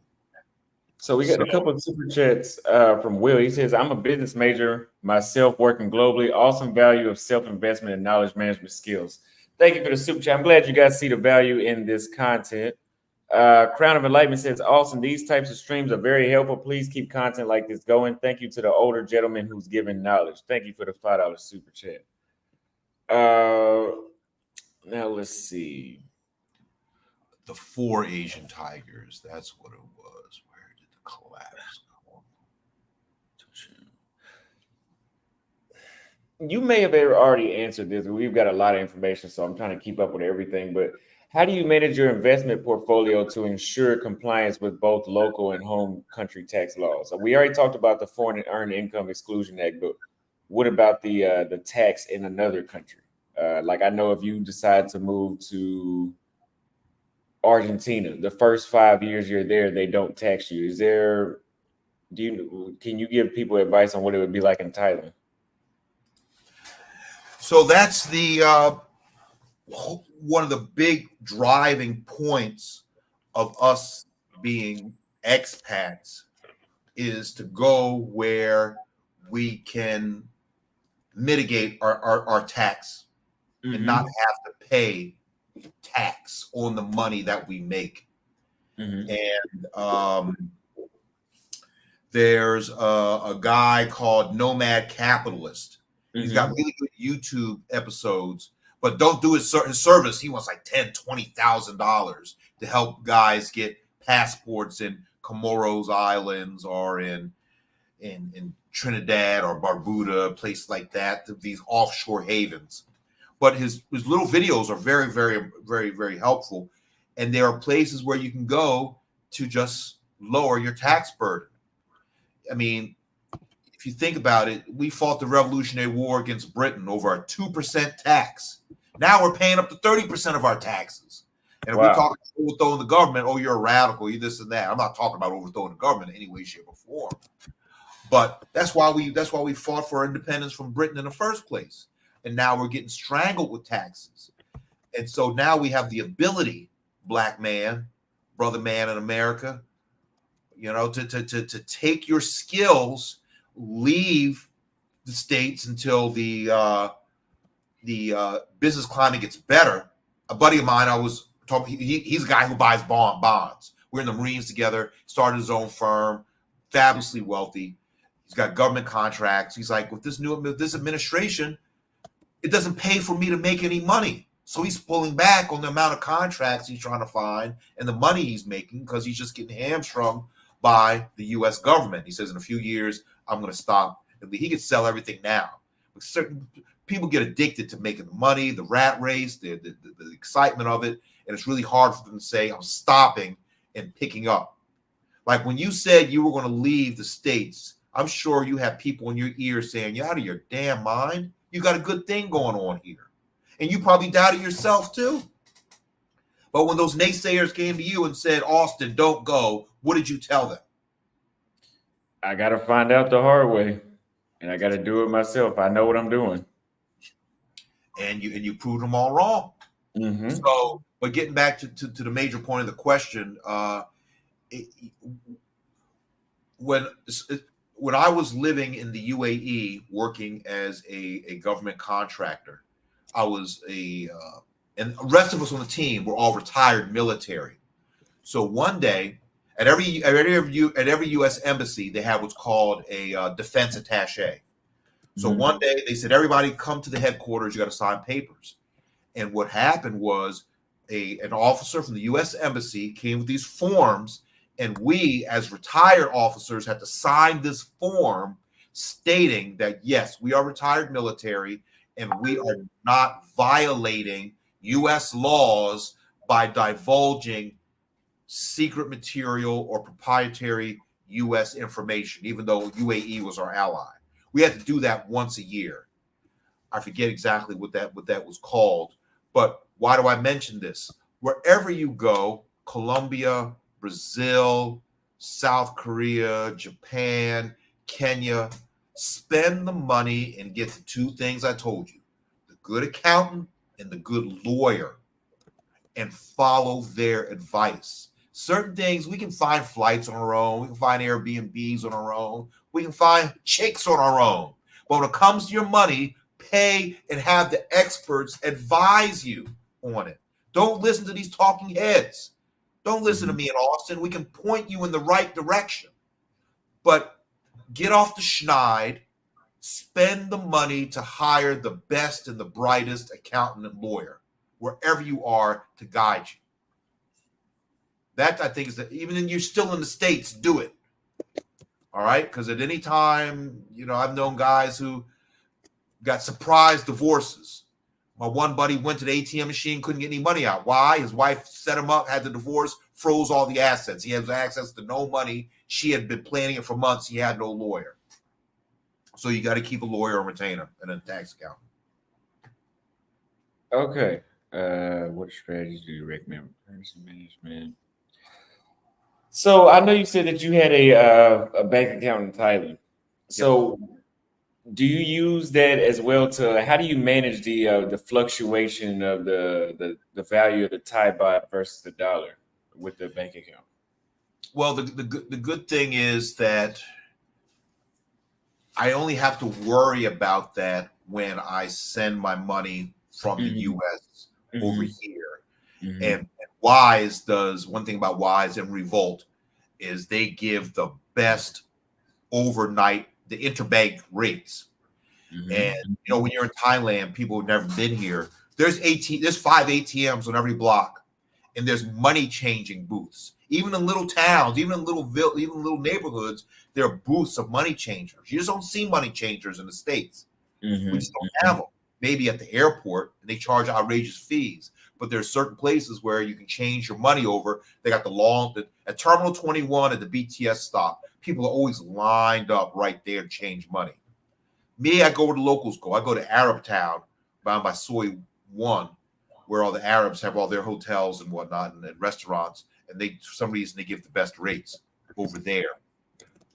But I really don't have to worry about it. I only send money to myself like twice a month to pay my bills over here. Okay. So you I have think credit card, your Capital One card or your Chase card where you have no foreign transaction fees. Just do everything on your card. And then the banks will tell you, will make the change for you, and you get your airline points. Absolutely. So tools and software that you recommend for managing finances is Vanguard, Charles Schwab, Wise, and a good credit card. Right. Yeah. So one tool, I'm so pissed off they went away. Mint.com was a fantastic budgeting tool I used for about 10 years, and Mint got swallowed up by Intuit, the Rocket Money. And so, hold on, let me see what the right real name is now. And you plug in all your information, and it looks at your credit cards. Yeah, now it's Credit Karma. And Credit Karma is owned by Intuit that makes TurboTax, QuickBooks, stuff like that. And you link it to your bank account and all your credit cards in one spot. It'll show all your cash and all your bills in one spot. They took away some of the functionality that Mint.com had when they made it Credit Karma, but it's still very helpful to use to track your money in one place. And the cool thing, like I have my little scratchbook here where I list groceries, debauchery, household stuff, grooming, things like that. Credit Karma will categorize it for you also. Okay. Yeah, I use Credit Karma as well. So what future trends do you see in the expat investment and landscape in Asia? Like, for example, do you see that just more and more expats coming to invest in that part of the world, or what do you think? So one thing I did find out is here in Thailand, folks from foreign countries would come over here and work, and their money was offshore, so they didn't pay tax. So what Thai folks did was they would pick up their money and move it offshore so they wouldn't pay tax. And so the Thai government just closed that loophole. So I got a buddy, my Australian friends who are over here working were pissed off that they're making money in Australia. Now they got to start paying tax. They close the loophole. But the visa that I came in under through the government gives me a tax exemption. So there's ways that you can mitigate that happen. You got to read. You got to read stuff. And it popped up on the screen, and we're discussing it. And I had to correct them, like, "Hey, mofo, I don't have to worry about it because I'm here under that special exempt visa." And like I have my bank account. There's a guy here who's retired in my building who's from New York, and he was at the front desk. He's getting ready to leave, and he's giving the woman an envelope of cash. "What are you doing?" He said, "I'm giving her my cash to pay my electric bill." Mm-hmm. And I'm thinking, why didn't you just use your Thai bank app to pay it? Because with his visa, he was unable to open a bank account here. So there's lots of folks here who are living, who renew their retirement visa every year, who still didn't jump through the hoops or have the right type of visa to open up the bank account. You see, but more and more people are flooding in. Like I said, my building here is about 80% Japanese. You're like, well, why is that? Well, it's expensive to live in Japan. If Japan was cheaper, I'd be living in Japan myself. I love Japan. But you get more for your dollar over here. And so there are young Japanese couples living in here. The husbands go off to work in the morning, and I see the lady with her one baby on the front. She's pushing another baby, where they're going to the international schools because it's so much cheaper for them to be here than in Japan. Mm-hmm. Same with the Chinese being over here, and the Koreans come over here for vacation. And so it's not just us. We passport bros get a bad label, but people all over the world are moving around to find the best place to live. So a guy from Nigeria who's got an aunt in the States, and he moves to the States, do people in Nigeria call him a reverse passport bro? You have that's power for you to go where you are. Let's take the whole appreciation out of it. You have the power to go where your money will go farther and your quality of life will go up. Did you think you would enjoy Paraguay as much as you did? No, I didn't. I didn't think I would be coming back here. Tell them the story about what you sent me the other day, postponing the Turkey trip. Oh, well, that was more so because my content right now, I'm highly thinking about postponing the Turkey trip because I'm doing so well with this content. Paraguay is perfect for me to focus on what I need to focus on. Yeah. And a year ago, Brazil was the end all be all. You still want to go back to Brazil, you know. And then then after that was Kenya. Paraguay was the sleeper. Yeah. Doing well over there. You're happy over there. Offline, I'm gonna talk to you about the Graku situation over there. You know how it is with chickies, but you're happy and you're making cash. So me and Austin, we're gonna meet up like the first week of June in Turkey because he's gonna start his European trip. And he just texted me, he said, "Yo, I'm doing really, really well." And I'm not mad at him. I said, "Heck, go stay where the money is." You know? Yeah. I'll stay a little while longer. I guess it's a good place to definitely save some money. But we'll meet in Turkey for sure. What do you love most about Paraguay? Weather, food, the rat head, what? No, I would say the peace factor. It's very boring, so it's very peaceful. There's not a lot of crime in this city at all, so it's very peaceful here. And what's the city you're in again? Asuncion. Oh, that's right. Yeah. I haven't been brushed up on my geography. And that's the thing. You know, what is it we steal from Coach Greg Adams? What did he say? You know, peace, quiet, and freedom. You know, free agent lifestyle, whatever. Yes. And that's the big thing. You know, I haven't gotten into businesses per se or consulting and this and that because I enjoy doing nothing. My dad is 77 and he's very active in an organization called the 100 Black Men of Central Virginia. 100 Black Men is nationwide. They have chapters all over the country. He's in Central Virginia. 2 weeks ago at their scholarship breakfast, they just gave away $48,000 in scholarships. 48 boys got $1,000 scholarships to go to college. And he's got his insurance company. He's got an engineering company. So he still work. So when I finally said, I'm done, I said, you baby boomers can keep fucking working. I'm going to stop. He says, you're going to get bored. And one other person asked me, aren't you bored? Hell no, I'm not bored. I'd say, am I going to get a haircut today or not? Am I going to go to the gym? Yeah. Am I going to eat sushi today or I'm going to eat noodles today? Am I going to cook? There are days I don't even leave the house because everything's right here in the building. It's a luxury to have that peace and that boredom right there. Yes, absolutely. It contributes to a lot to having that peace factor. That's one of my most important parts. So I already asked you that. So do you have insurance or protective measures that safeguard your investments? There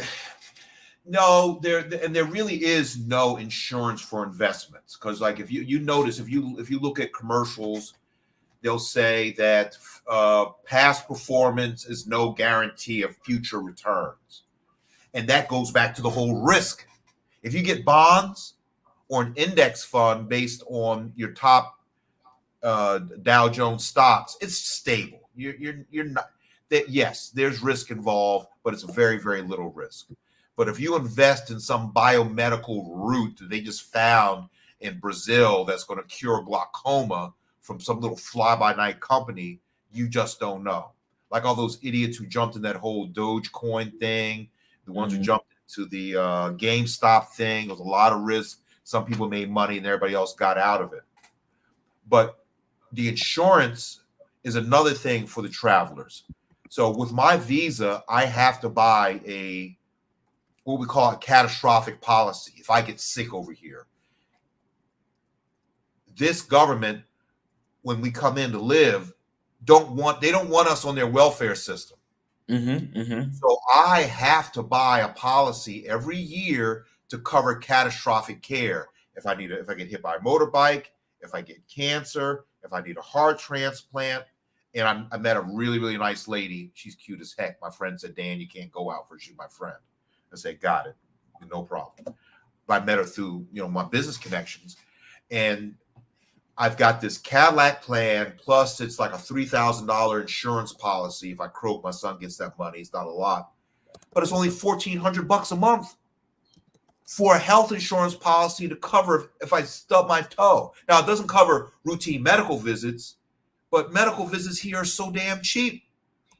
If I want to go get, every 6 months I get my STD test, I walk and get it done. If my shoulder bothers me, I go see my reflexologist. If I have a little gastric, I go to the hospital and pay. They list the prices, and healthcare is so damn cheap here. And that $1,400 policy that covers me for a whole year, I can stay in the best hospital in Thailand, and they'll replace my kidney for me, and it won't cost me anything. All out of costs are taken care of. Wow, really? Yep. $1,400 policy, and you say that if you needed a kidney replaced, they could do that. Yep, because that's one of the things she was telling me. We cover transplants, full cost. I'm like, what? My old policy didn't. And I put it on my Chase Amazon Prime card, $1,441. I know people will pay $1,400 a month just for health insurance for their damn family. You see? Okay. So you got to think about the insurance for, and what is that? But for those who don't need it, you need to have a travel policy. What is that health insurance policy called, Austin? Freebird? What is it called? Health policy. What's it called?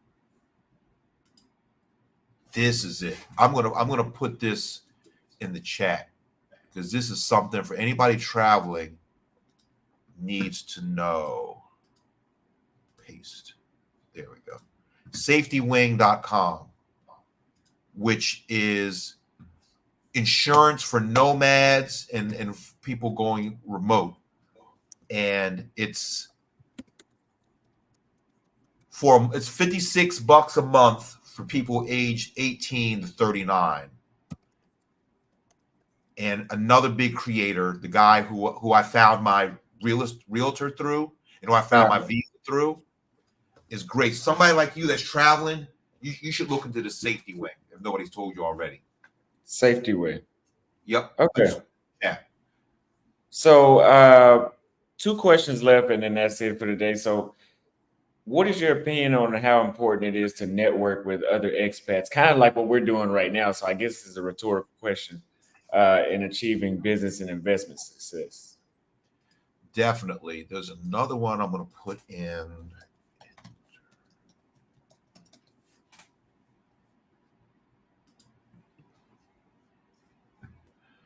So I learned about this organization when I was in the UAE called Internations. And Internations is global and it's free to join, and they have chapters in all the major countries. So when I lived in Abu Dhabi, I joined them free of charge, and they have mixers each month, and they have events each month for like little TED Talks and things like that. And when I came here, I didn't join Internations. Like I said, I met the Aussies, and I was invited to join the Australian Thai Chamber of Commerce. They also have here, everywhere you go, they have what's called the American Chamber of Commerce. It's called AmCham. So Australian Chamber is AustCham. American Chamber is AmCham. I did not join AmCham because of AmCham, you have to be sponsored by a company. You just can't be an individual. Whereas AustCham has individual memberships. And the first Wednesday of each month at some big hotel, we have a big mixer. They call it a Sundowners, which is their version of happy hour. You just start drinking until the sun goes down.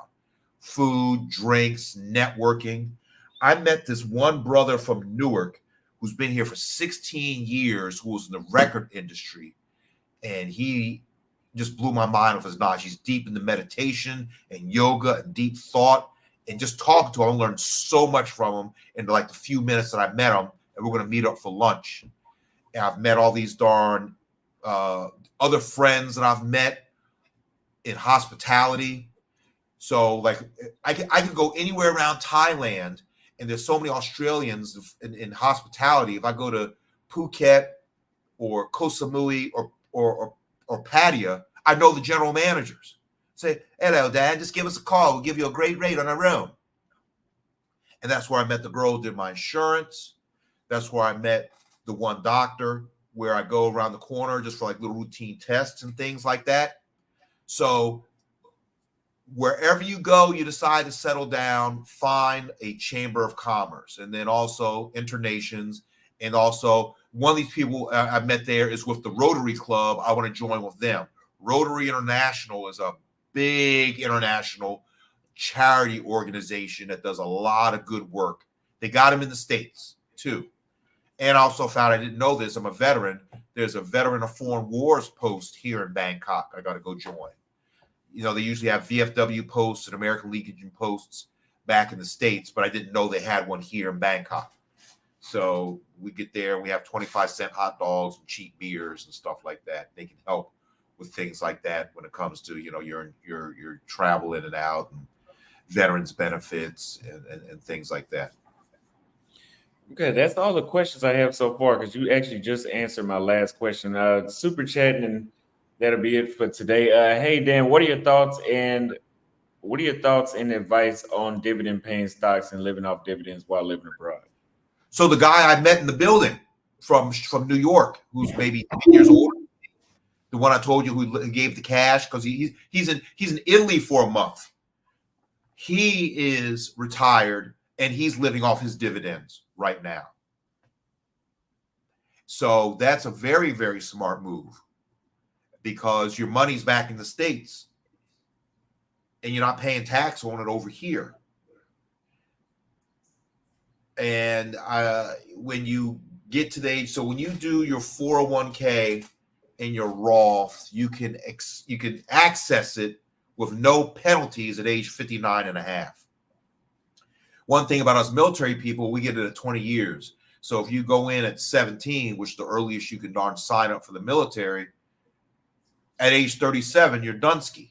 You can just go and you'll start getting your pension right there and then go on to keep working. I got buddies who just retired and he applied for Oh, here's another thing we got to touch on. To come overseas, go to usajobs.gov. That is the hiring site for the U.S. government. And they've got all kinds. You don't need to have a college degree. You don't need to have military experience.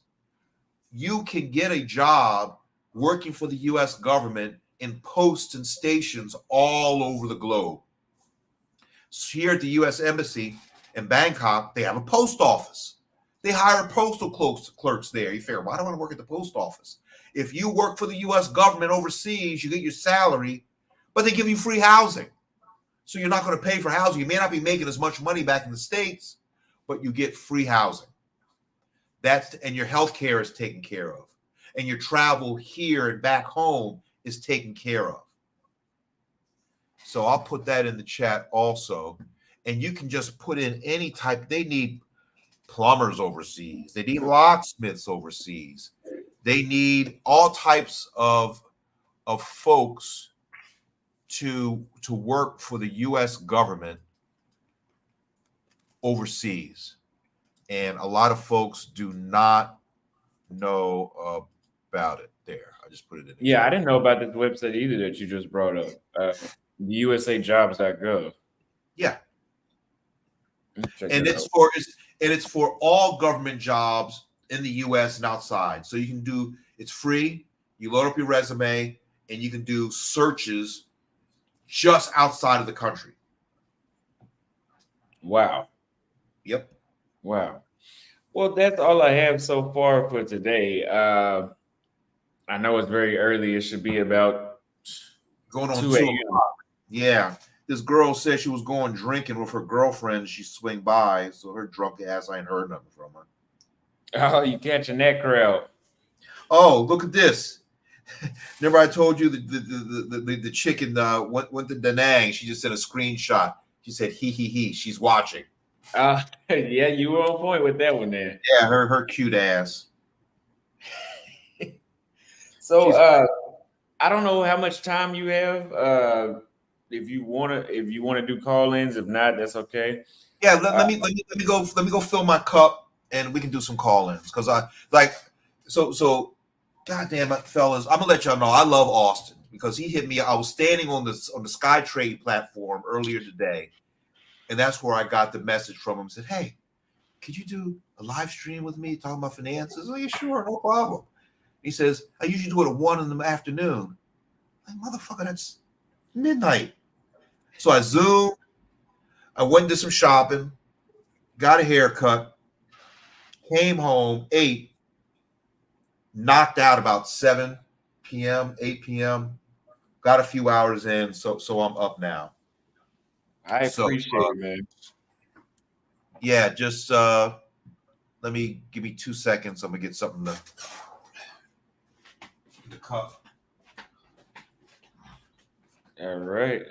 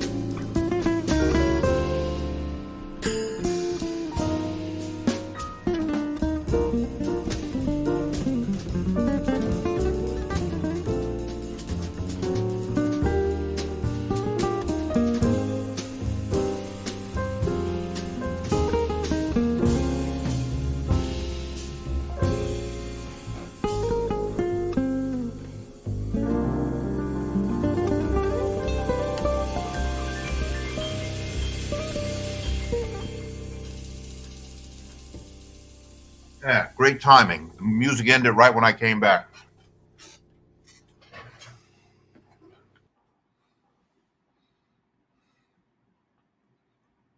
I was just talking the whole time and the damn thing was on mute. I was like, yeah, that was right on time. So let me read a couple of these super chats and then we'll bring in our first caller. What about carpenters? Are they looking for carpenters in other countries?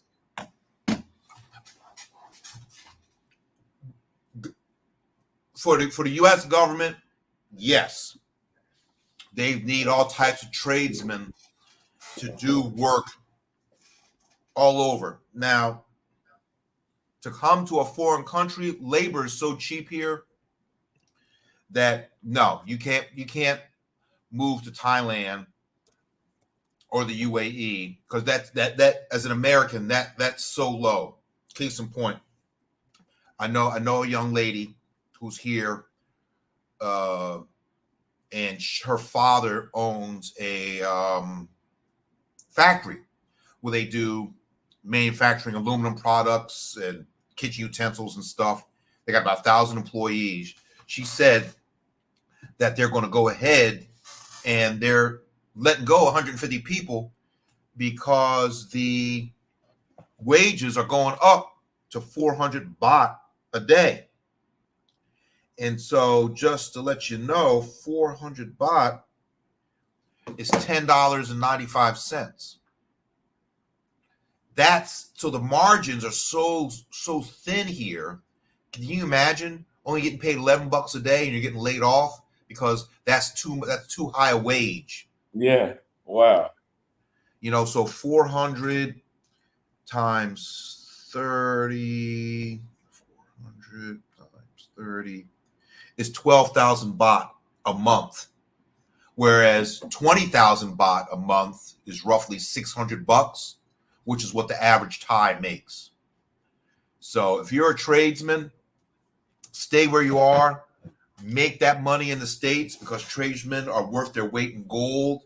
Stock your Roth IRA, buy some properties, and then flip them. And then when you get to my age, sell everything. You have your union pension because I don't know if the carpenters and joiners union. That's another thing, fellas. Go into the trades. A buddy of mine from Philly is in the sheet metal workers union. They cannot find enough young men to become apprentices and do this. And if you're a minority, they have set-asides at these union halls. They can't find minority men to come and do the pipe fitters, the electric, the plumbers, the sheet metal workers. And they make great friggin' money. You start in your 20s with no college debt, and you become an apprentice, and you become a union tradesman, you're going to get the union pension and stack your cash. Work for 4 months and then take 4 months and take 4 weeks and go overseas. You live the best of both worlds. Every quarter, take a trip over to Thailand or Colombia or Brazil or Bali and just chill out and still make your money back. And then you go back to the States and you plug into the matrix. You just keep your head down and you're a stoic and you're a monk and you work until you get on the plane again. Okay. The next super chat, we got two more, and we'll put in the first caller.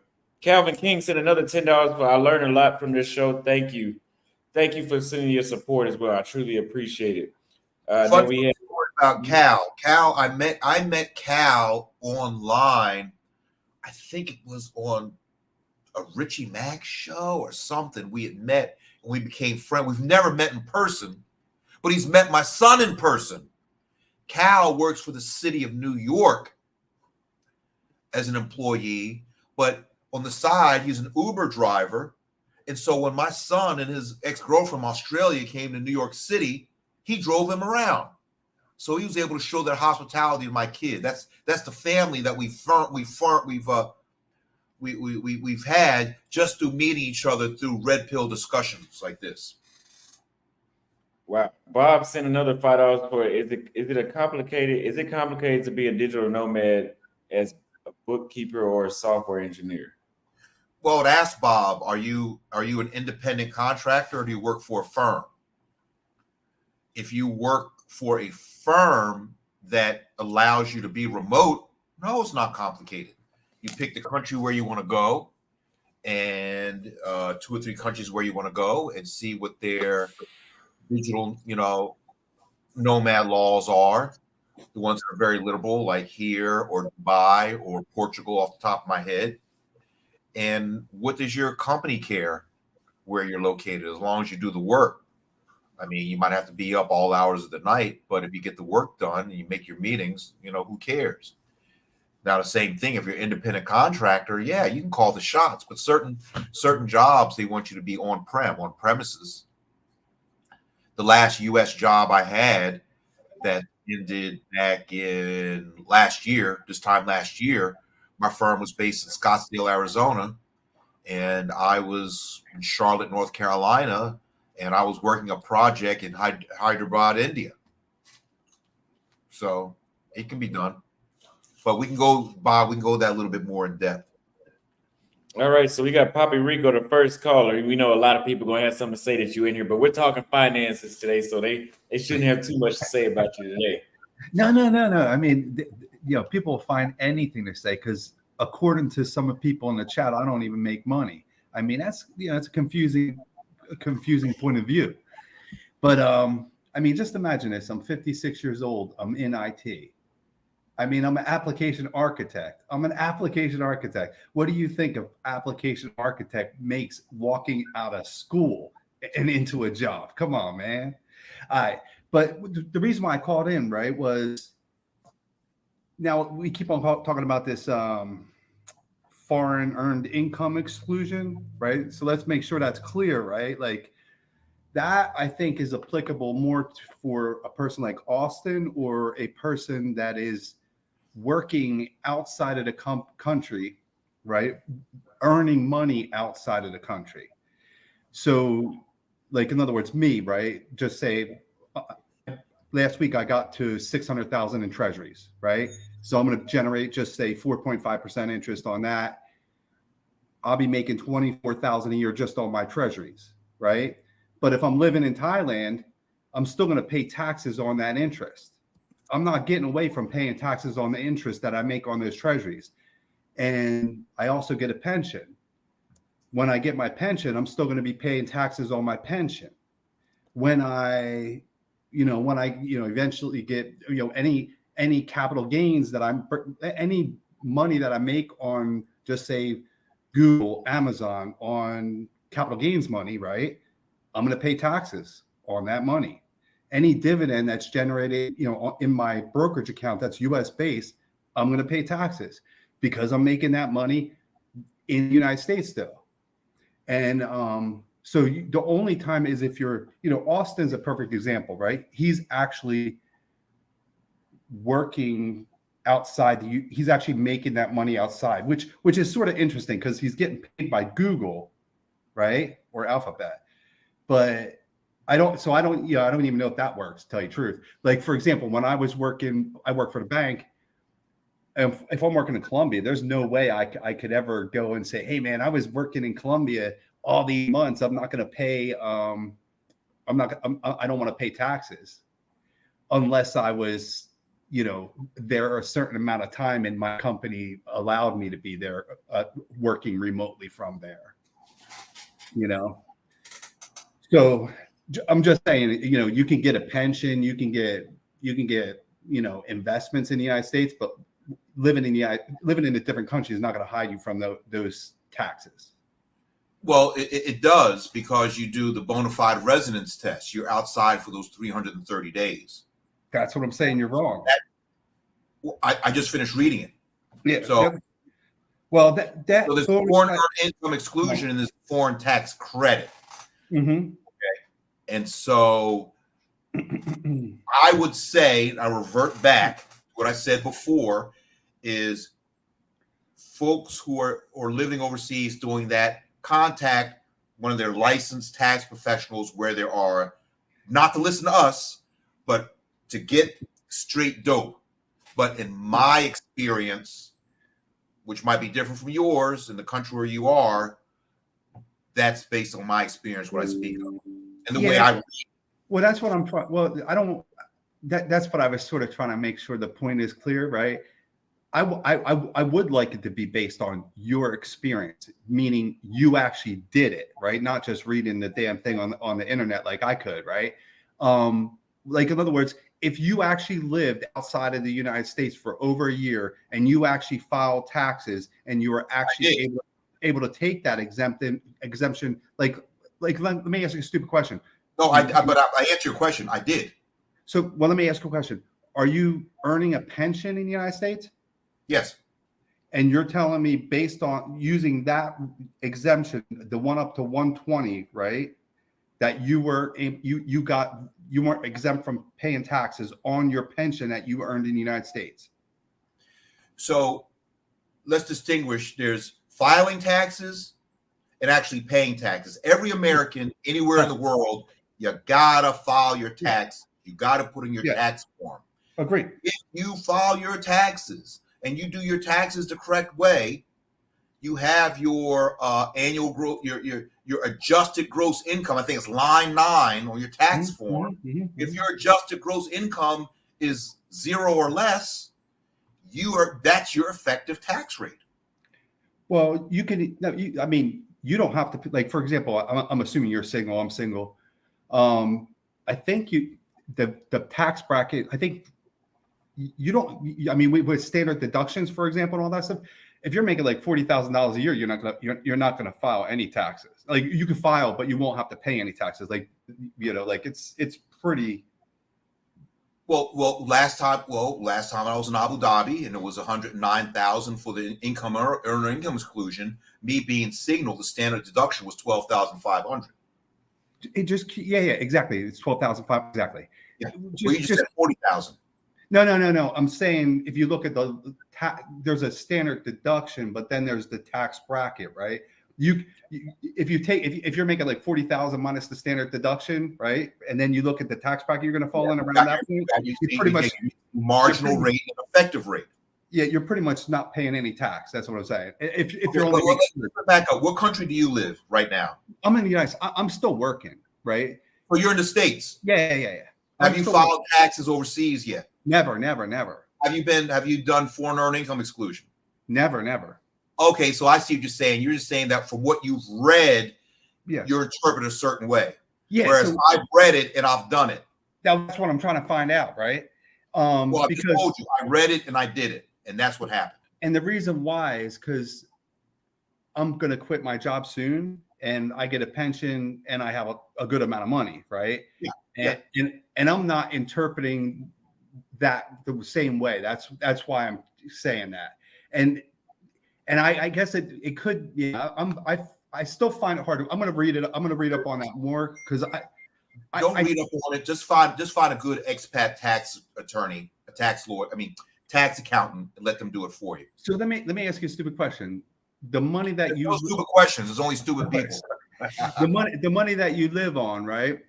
Yeah. Are you living on a pension? Are you? I don't know. I don't even know how old you are. Are you on Social Security yet? Or are you living on? I'm 58. I'm 58 years old. I'm living on my Marine Corps pension. Okay. 100% VA disabled. Okay. And I'm Social Security SSDI also. Okay. And I would just say it's interesting.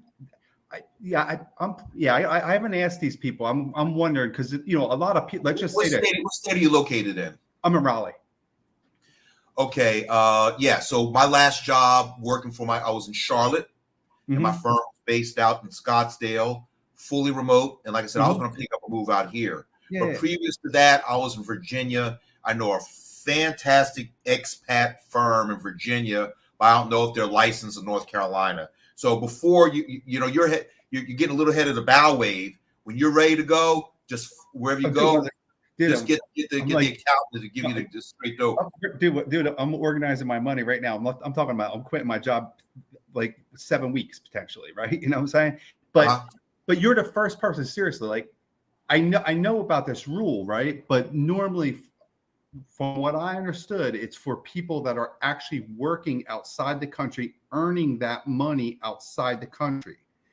I've never heard anybody, and believe me, there's a lot of expats living in different countries, living, especially off Social Security and off of pensions, right?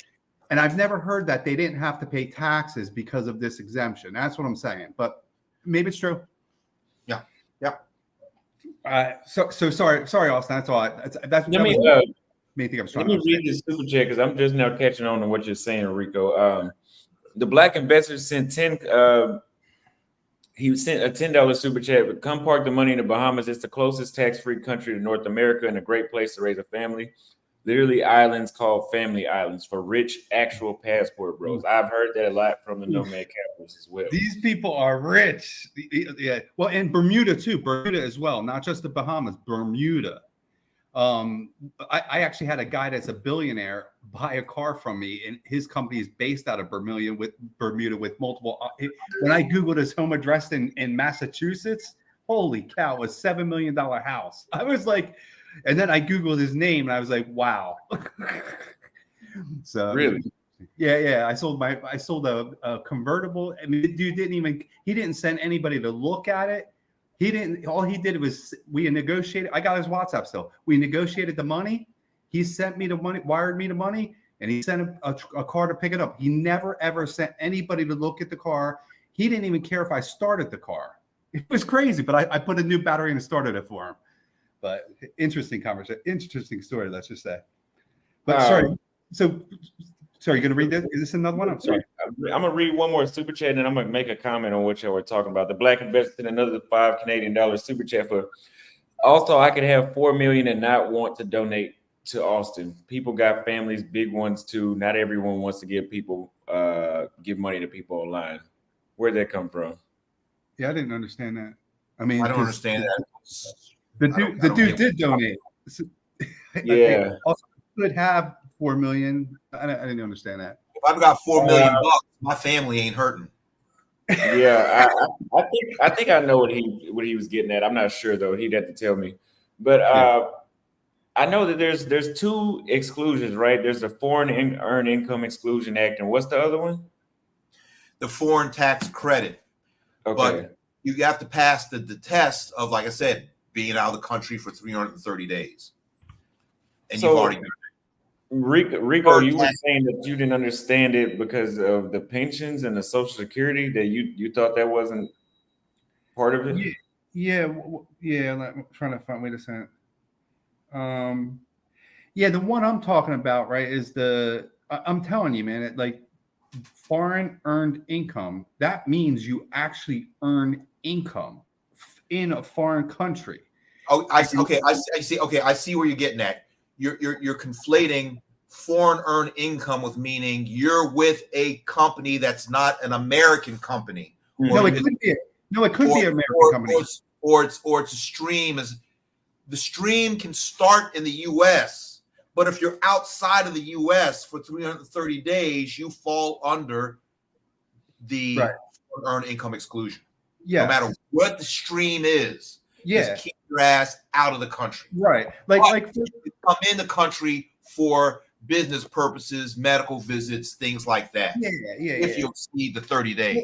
Like for example, you were just talking about the U.S. government jobs, right? Yeah. If the U.S. government gives me a job and I'm based out of damn Ho Chi Minh City or Bangkok, right? And I'm working for the U.S. government, I meet that qualification because I'm earning that money. Yeah. It doesn't matter if it's a U.S. government job or it could be a different company that but I'm earning that money outside the United States. Therefore, I don't have that. Everybody does that. That's a Dubai thing. Everybody's known that for years because they've been working in Dubai or wherever, and they don't have to pay taxes to the United States government. That I know, but I don't think that's the same as getting a pension.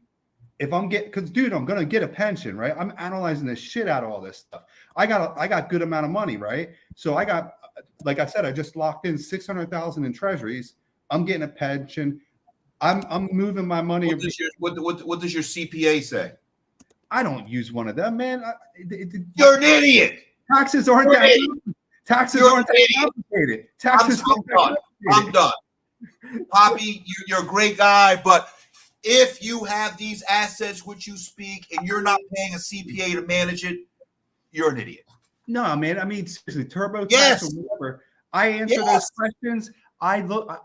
It's not that complicated to know like if you're earning seriously, like there's just say ordinary dividends, like what do you pay taxes on ordinary dividends, right? What's your long-term, capital gains tax versus short-term? Those things people should know. I think this conversation has gone to this logical conclusion there, Austin. So my main point though was I don't believe that people can write off pensions, because that's not foreign earned income. That is not foreign earned income. That's anything I'd say right now would be redundant. Listen to your tax professional fellas. Yeah, but yeah, I mean, that was the point, right? I know people that work in Dubai or work outside the United States and earn foreign income. They're taxed. They don't pay taxes on it up to that 120 or whatever that number is. But sorry. Oh, I didn't. What was the issue? Because Will just sent me a message. I'm sorry. I didn't see that either. That I didn't. I just saw it just now. What was the issue though? With me? Yeah, what was the issue? Well, because I've seen some people in the chat saying too, like it's too much personal information online. What was the issue? I didn't really hear nothing too personal. Wait, what is someone talking about? Maybe I asked Dan too much personal information. I don't know.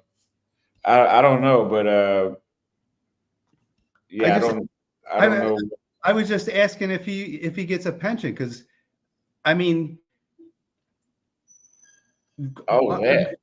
I was trying to understand where he earns his income, right? Because where you earn your income is how you would determine how you're paying your taxes, right? So that's why. So I don't know. I didn't see anything. I don't know. Okay. You guys, I put the call-in link if somebody else wants to call in, because so far Wesner was the only one that wanted to call in. If anybody has any questions for the guest today.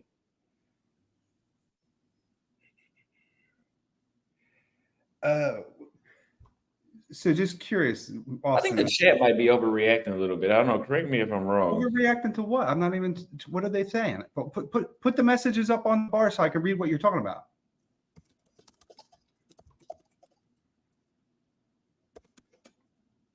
Well, let's ask Dan. Did I ask any questions? Hey, Dan, get off mute.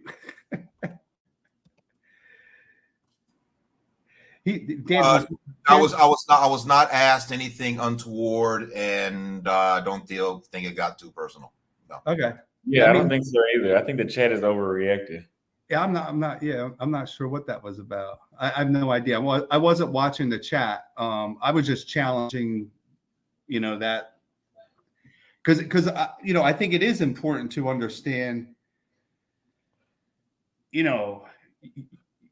plan for these things for the future and live in a different country and understand how much taxes you're going to pay. Because if all of a sudden you go to another country and you have to file, obviously everybody has to file taxes, but then you have to actually pay taxes, but you didn't budget to pay those taxes, you may not be able to live as good in a different country than you thought. And that's my problem, right? Is like, imagine if somebody budgeted like $4,000 a month to live in a different country. And then all of a sudden, because they based it on not having to pay taxes because they're living in a different country. And then all of a sudden they found out I got to pay taxes. You know what I mean? I don't think you would though. I don't think you would. Let me bring in the next caller real quick. We got Felipe calling in right now. He's been in the chat for a minute. Bring it back in. He wants to ask Dan a couple questions. Felipe, what's going on? How are you? Thank you for the donations and the patience with Austin Holloman as well. You know how I am. No, brother, I wanted to be encouraged. I wanted to thank Brother Dan for coming on here and dropping so many dimes. And thank you, Brother Felipe. You and Austin, man, I just want to encourage you, brother. You know you take us through a roller coaster at times, but I'm out here cheering for you. And I am really happy to see you do this stream today with Dan. There were so many things, that dialogue that you and he had, that are helpful. And the reason why I'm saying these things is I was in a similar situation. I moved out of the country after college, and I lived in Mexico. I had a job down there. I was teaching at the university, and it was a wonderful experience. However, when I look back on it, that I could have done so much more. I didn't have the resources of Dan Sparks and others to kind of guide me to look at the bad game, to look at the investment game, to look at how to build a whole life. And you have that opportunity. You're still young. You can see now my hair is now gray. And, I came back, and I will tell you what it was I wanted to come back and go to law school. So that's why I didn't stay. But I had a life that was very good had I stayed. It just was one of those things. And the people at the time were saying, Phil, you can stay here and go to law school. You can be a lawyer here. And I just didn't have the vision. And so the point why I'm here on your stream is to say, Austin, man, you got the world in front of you, brother. You've got good people around you that are giving you solid advice. Dan, my good brother, I mean, you went all over the map on investment stuff, on thoughtful processes to go, problem solve, things that as young people we struggle with, and I'm closer to your age. I'm in my 50s too now than Austin. But I remember it well, Austin, and I've been with you on the journey. Understanding, man, it's tough out here, bro. So, thank you. I won't take up a lot of time. I did, producer came up because Dan said it, like, hire the professional people that you need to do the kinds of money things that this previous caller was talking about. Intelligent people have to understand you don't know everything. A lawyer that doesn't hire his own lawyer for his legal things has a fool for a client. Yep. You know what I mean? You can be smart, but there are just certain things you don't know, and that's what you pay the professionals to know, the details. As Dan eloquently said it, lawyers have to read up on the cases. You don't know everything. The accountants have to keep up with the tax regs and so on and so forth. So I don't want to repeat myself. Dan, thank you so much. Austin, I'm pulling for you, brother. Keep doing what you're doing and keep connecting with guys like this to move yourself forward. And I'm confident that you will wind up in a tremendous position. So good luck to you. I appreciate it. Thank you very much. We got a super chat from the Black Investor. He said space and places is broke. I guess he's talking about the guy in the chat. Thank you for donating that super chat. So if anybody else wants to call in, I'll give it 5 more minutes. If you guys don't call in, I'm going to have to let the guests go, and then we'll just do a after-hour show because it sounds like he's about to be busy anyway from what he told us earlier. And, nothing's come across. So. Oh, really? Yeah, I need to recharge and rejuvenate, if you know what I mean. But yeah, it's what 224. I'm looking out on Sukhumvit Road. There's still good volume of traffic going. The sun will be up in a few hours. Traffic will pick up. People heading off to work. But it's Monday. I have nothing scheduled for tomorrow.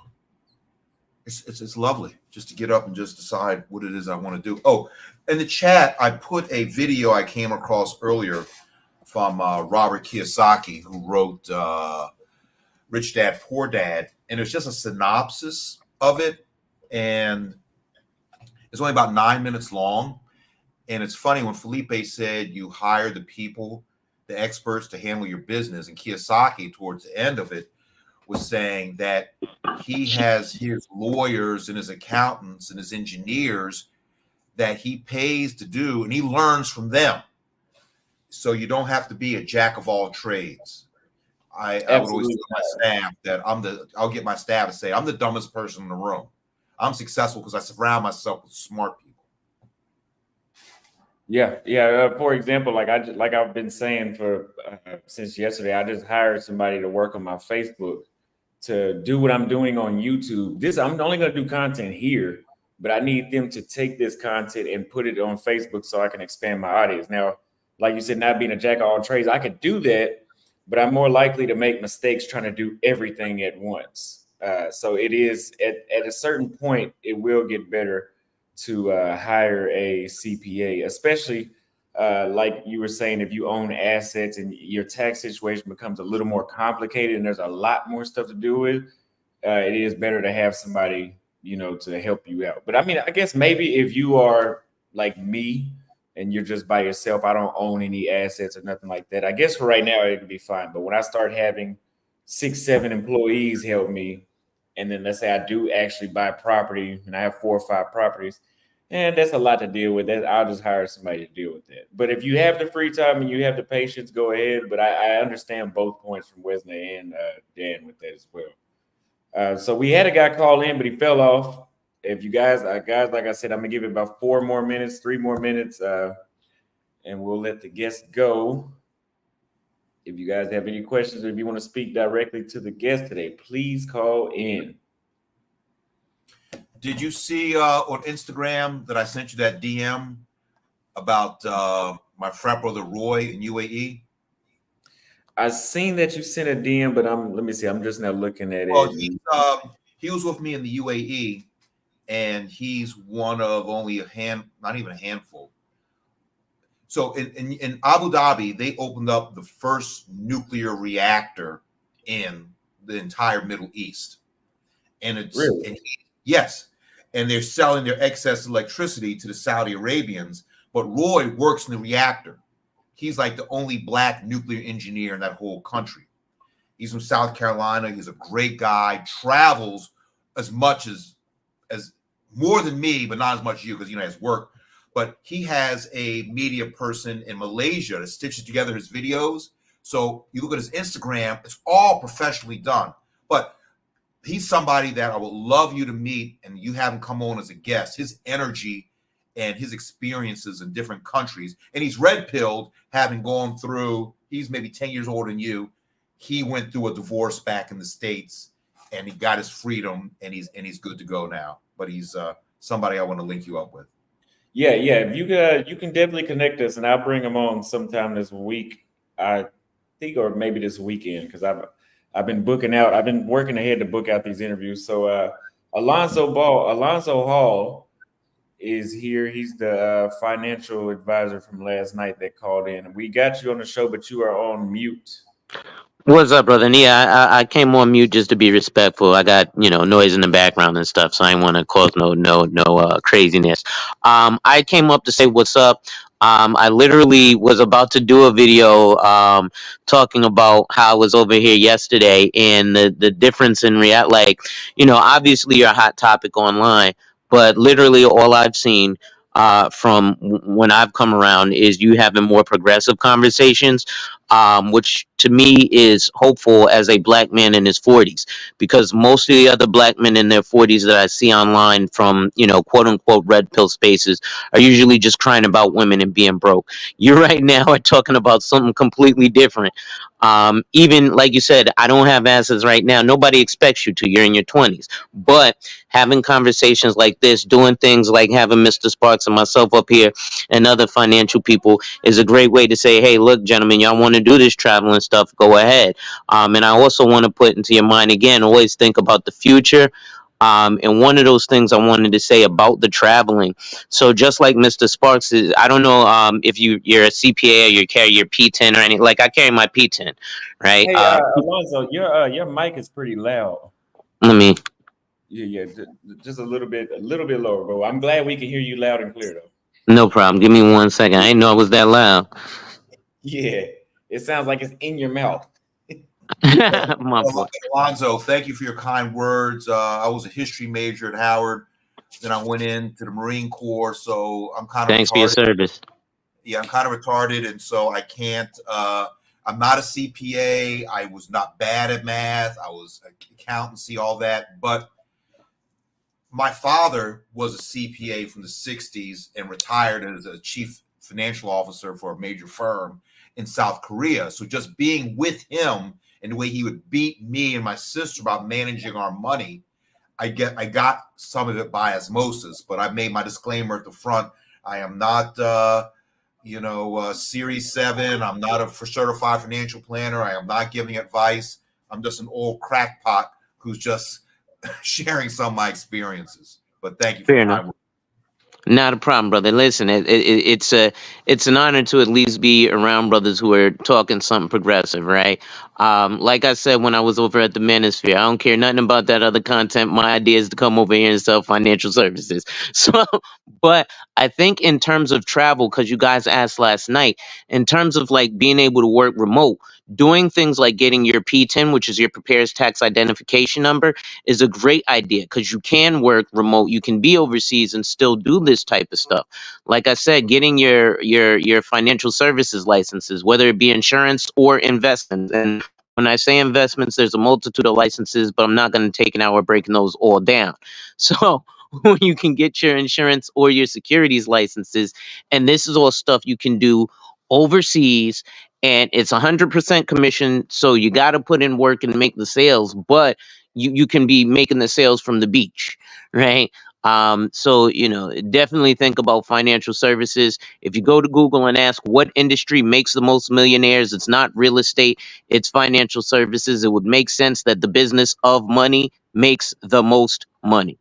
And I'll pause there. Thank you for that. So, Alonzo, you brought up a good point. A dear friend of mine went to Howard. He's by maybe 10 years older than me.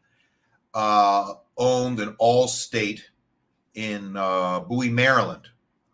Purchased it, did his 5 years, paid back on it, cashed out.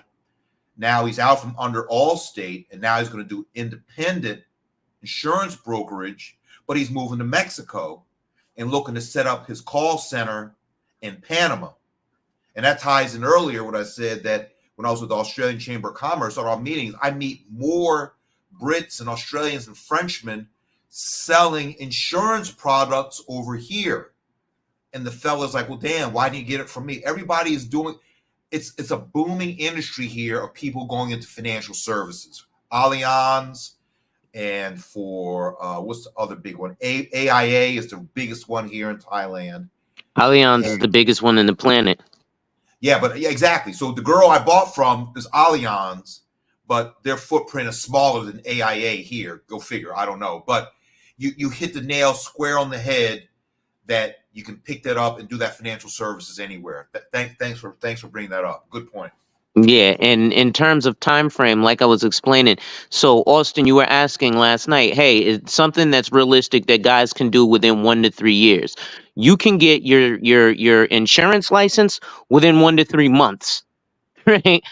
Um, 30 days, you can have an insurance license, whether that be life, health, and accidental, or like your friend who has property and casualty, which even though I'm life, health, and accidental, if you want to immediately start making money, go into property and casualty, aka car insurance, or open up an Allstate. You want to get rich, you go into life insurance because that's where the money really is. Life insurance and the products that come along with that.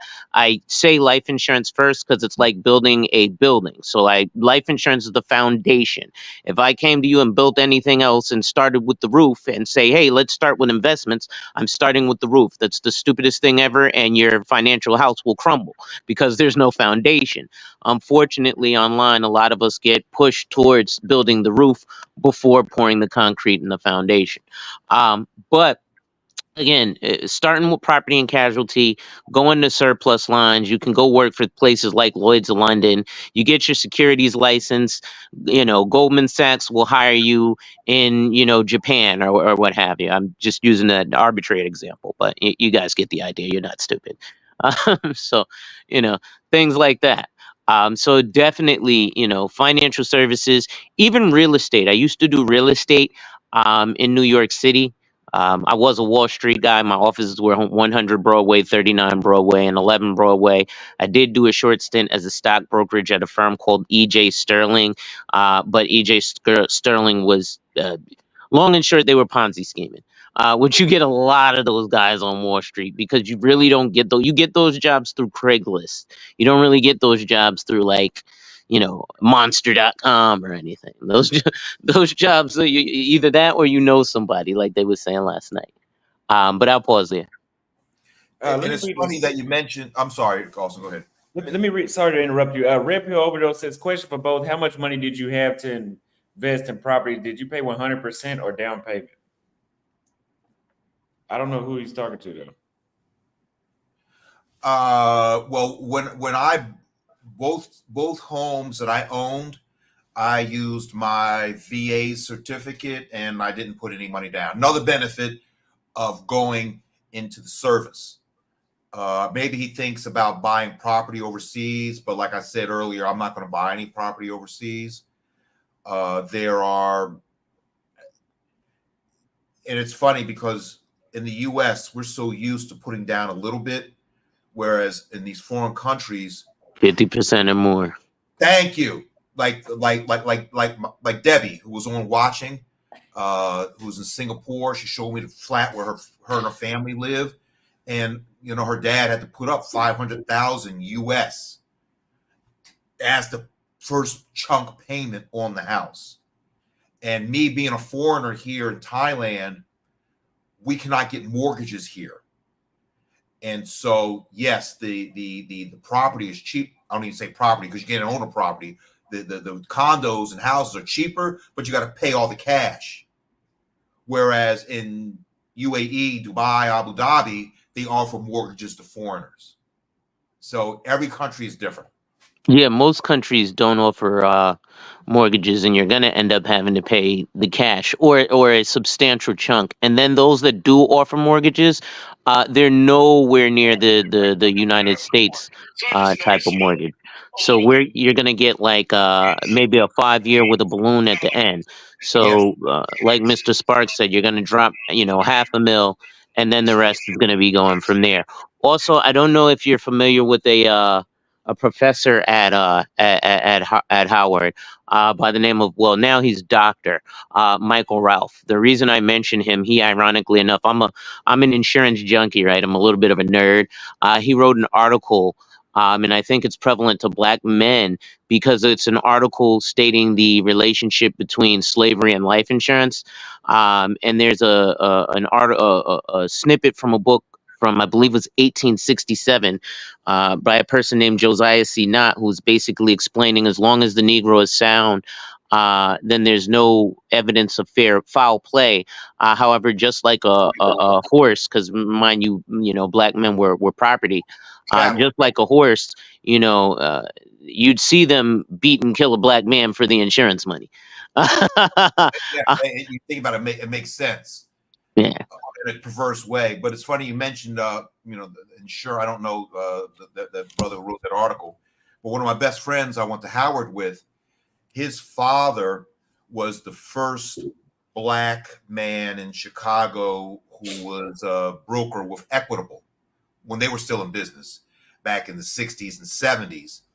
And so they're still around. They used to be AXA. I think they changed their name to Equitable recently. So what happened is my boy wanted to be an engineer, and his father said, no, you're going to go into finance and come into insurance. Because sure enough, his father's book of business went right to his son when he took over the agency. So could you explain to everybody what a book of business is and how is it's generational? You can give it to you can roll it over in your family, and the family keeps running the business. So that's one beautiful thing about, ironically enough, insurance as opposed to investments. So your book of business is generally, the beautiful thing about insurance, at least on the life side, is residual income. right? So when let's say, Austin, let's say you big hey my client last night, right? Just like the guy who was dropping 50 grand in his policy, and you say, you know what, Lonzo, here's 50 grand, set up my policy. So first of all, on average, agents get 50% commission. Now, the industry average is about 90%, and that's based on what you pay into the policy for the year. So let's say I'm at, 90% of that 50,000, I basically got, 40 grand, right, of a paycheck. But then you also get residual income. So every year that that policy is in force, whether that be whole life, universal life, or term life insurance, every year that that policy is in force and that client pays their premium, that is part of your book of business, and you get something called a renewal commission. Now, that renewal commission is nowhere near as high as your NFYC, which is net first year commission, where they pay you a shit ton of money, right? Years 2 through whenever, it could be maybe 2% of what they pay for the annual, right? So it's not a boatload, but the idea is, you got 125 customers and they're all paying, $10 a month, or, they're all paying you $10 a year. It multiplies. So that is one beautiful thing, but you also actually own your book of business. So again, if a person, I wrote a policy 30 years ago, have a son, he's 18, he's 21, and now gets into the business, and I bequeath him my book of business, he's got money that just is immediately coming in from stuff I did 30 years ago. He doesn't even know these people, and this money is just going to come in every year like clockwork. I don't know if that kind of illustrates what you were asking, Mr. Sparks. I was on mute.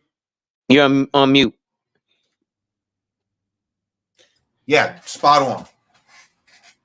Okay. Yeah, so that those are things that definitely I think young brothers can look into, is definitely financial services. Like I said, as far as a remote job, currently I'm licensed in 13 states, right? I live here in Connecticut, ironically enough, super close proximity to Yale, right? But most of the business that I do is either, well, mainly New York. Obviously, New York is, financial capital of the country, so it's easy to get, big money clients there. But, like I said, you can be anywhere in the world, especially if you're doing property and casualty or stuff insurance, not the life side, but the stuff side. Because if you're doing PNC, like Dan's friend, you can, number one, own your book of business. Number two, you can sell your book of business depending on the carrier. So, like your friend was with Allstate, he actually owns that book of business. But if you own a State Farm, you don't own that book of business. State Farm owns it, and you are beholden to their rules. And then they buy it back when they see fit. So you can be flourishing, and they'll be like, "We're closing you down," and there's nothing you can do about it. Allstate, you actually do have the option to do to own that book. The only difference I would tell you is that owning a book of business with State Farm is likely more advantageous because they allow you to offer more products. They sell life insurance, they sell mortgages, and they sell investments. Allstate is just car insurance. And so basically, we're just talking about this, got off on this insurance track, Austin, that this is work. Brother Hall is saying brothers can get their licenses, their certs, and do this from a beach. They can do it from Phuket, or they can do it in Panama, or they can do it in Santa Marta, Colombia, and live cheaply and make U.S. money. That's the bottom line, fellas. Find a way to make U.S. dollars and live in a foreign country. Yeah. Okay. D Vocal, did you have a question for the guest? Yes, I did.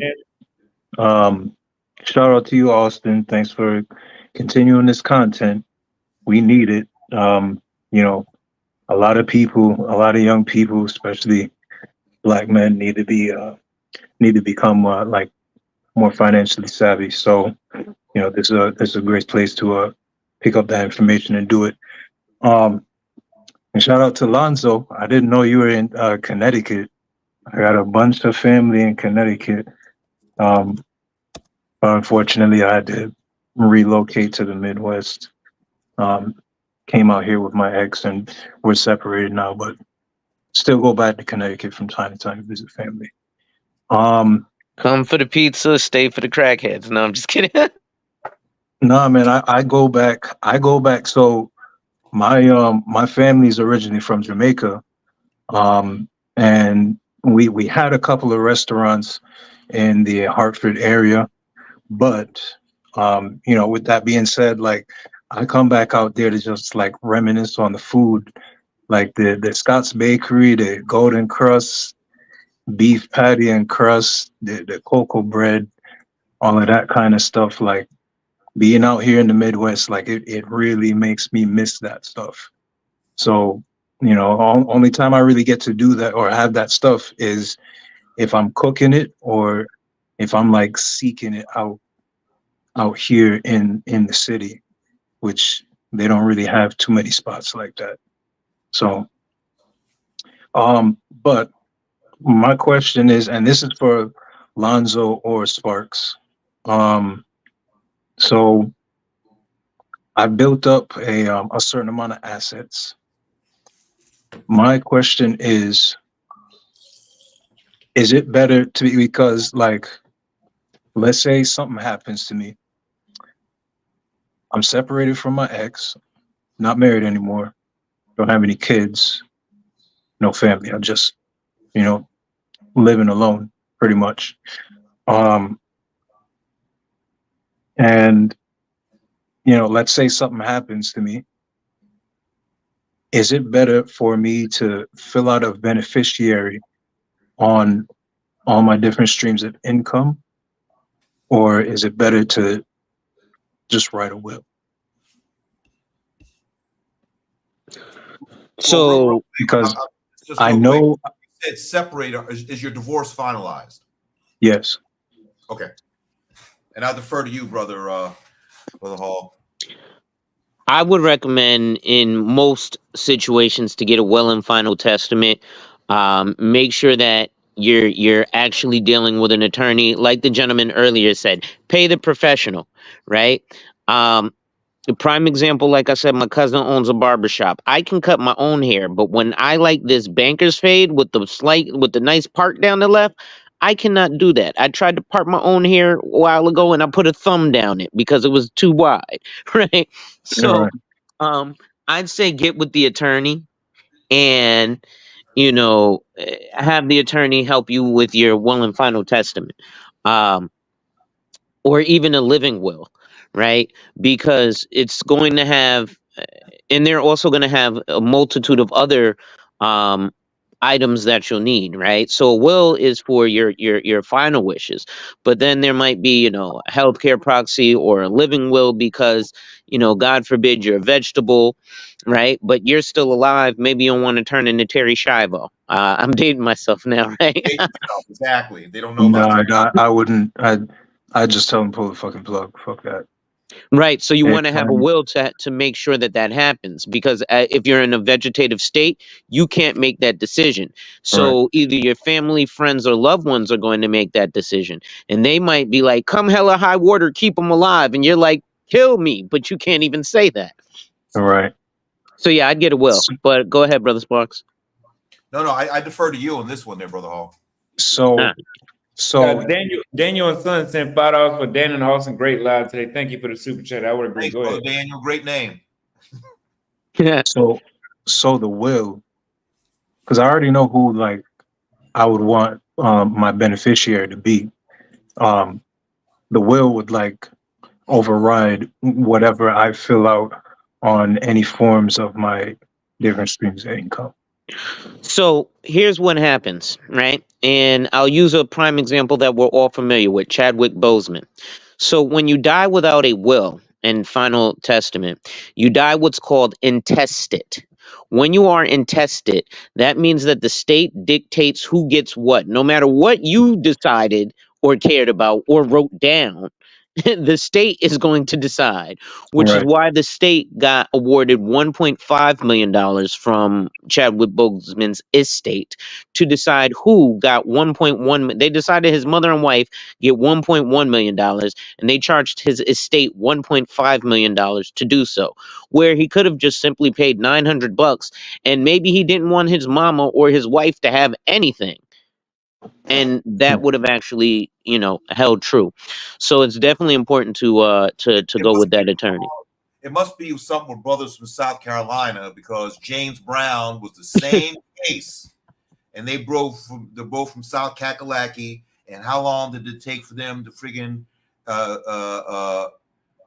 get him out of probate and tested for James Brown? Right.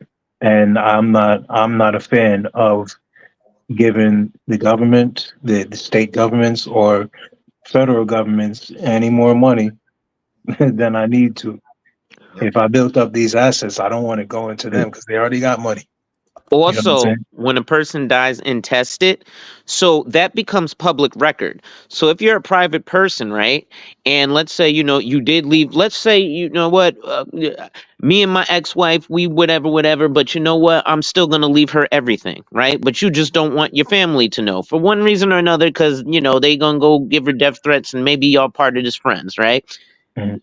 I'm just using this as a hypothetical. Well, if you're intestate, that's public record. So anybody can find out who got what and what of what you left to someone. You might not have wanted folks to know you had so much, right? Right. Now, if you die with a will, it's no longer public record. So nobody knows who got what got what. You can leave it all to charity. You can leave it all to whatever you want. When it's in a will, it's more able to be dictated and less likely to be what do they call it? God, I can't think of the word now. Contested. Contested. Mhm. Yeah. Right. Okay. Yeah. Don't want to leave it up to the state at all. Yeah. That's that the state will dictate, listen, we're gonna leave this all to Craig the crackhead. And you're like, no, I didn't want him to get anything. Well, that's who we see is gonna get it. And now you're rolling over, turning over in your grave because you're like, man, Craig the crackhead is gonna lose all this stuff for my family. And you know, maybe you don't have kids like me, but you have, a favorite godson or a favorite nephew, right? And you want to leave something to your favorite nephew. But, and again, life insurance is just passing down the cash, right? But it's not the end all be all. And again, the reason I say that is because I sell life insurance. So I get frustrated with folks who are going to tell you, life insurance is the magic pill for everything. Each one of these products that exists because there's a use for it. Otherwise, it wouldn't exist. Hope that brings some clarity. Okay. Yeah, that does. Thank you. Mhm. All right. I'm gonna hop off here. All right, man. I appreciate you calling in. All Yeah, right. same here. You guys have a good holiday. You as well. Thanks, So, gentlemen. Holiday? What holiday is it? Mother's Day. Ain't no damn holiday. But Yeah, hey, but- it's going on right on 03, so I'm Yeah. turning a pumpkin. Oh shit! I gotta go. I did. Hey, sorry, Austin. I didn't know I was back on. Sorry. So we got Dan. I mean, Wesner back in the chat. I'm gonna drop off I'm- because I'm fading fast. Okay. Yeah, I'm gonna hop off as well, but I appreciate it. Thank you Hey, for bringing me up. Well, stay on. I'd like to hear your voice. Hey, Brother Hall. Not you, Good not to you, good Dan. meeting Not you, Brother Dan. Hall. Dan, that No wasn't, problem. that Yeah, wasn't you. I'm calling Alonzo. I'm calling Alonzo. Thank you, Dan. I appreciate you calling in today. We'll talk. We'll chat the next few days, Austin. Okay. Would you let everybody know where they can find you at before you go? You're gonna laugh. I do have a YouTube channel of only 3 little dumb videos on it, but what is my YouTube channel? Let me go here and I'll put it in the chat. Home.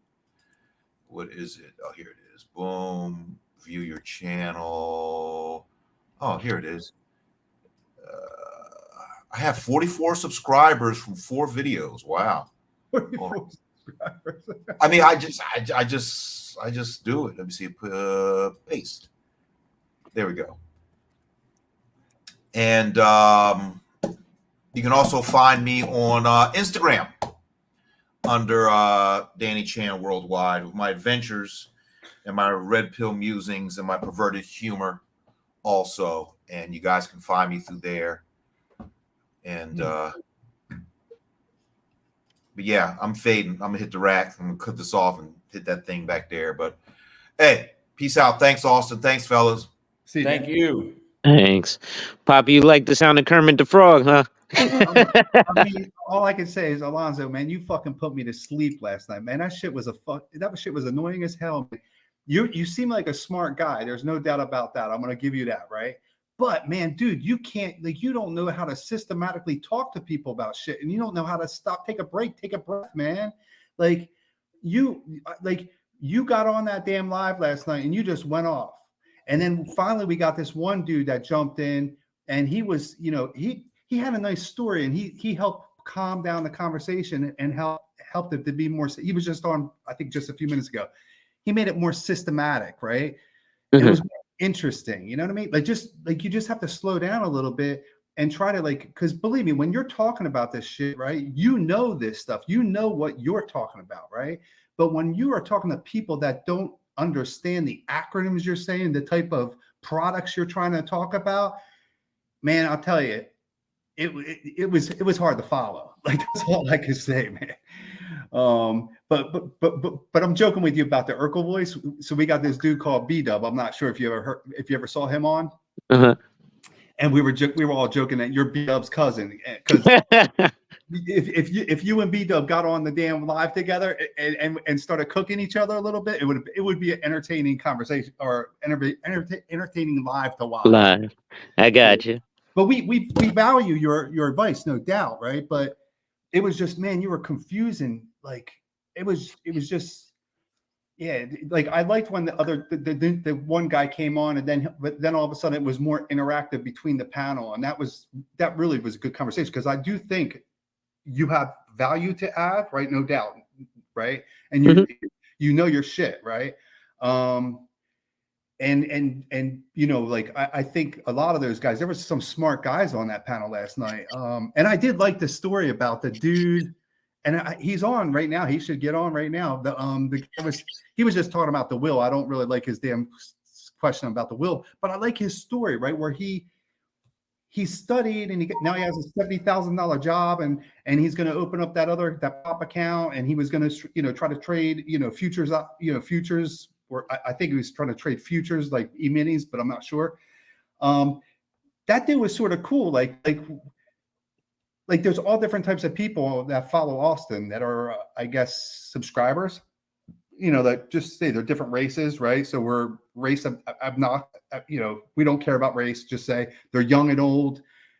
Some people have money, some people don't have money, right? So everybody's different, right? Like, and everybody's at different phases in their lives. So it's cool to hear these stories, how some people, from different backgrounds, how they're doing what they do, right? That's cool. And to try to promote each other. And Well, thank you. I appreciate it though. I like, yeah, the Urkel voice. That's why I said, oh, you like hearing Kermit the Frog. I can take a good joke, right?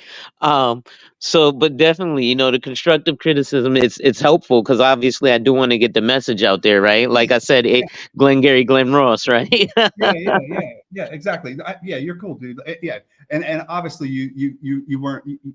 You could take a joke. That's why your Kermit the Frog was funny, right? I got that. That was cool.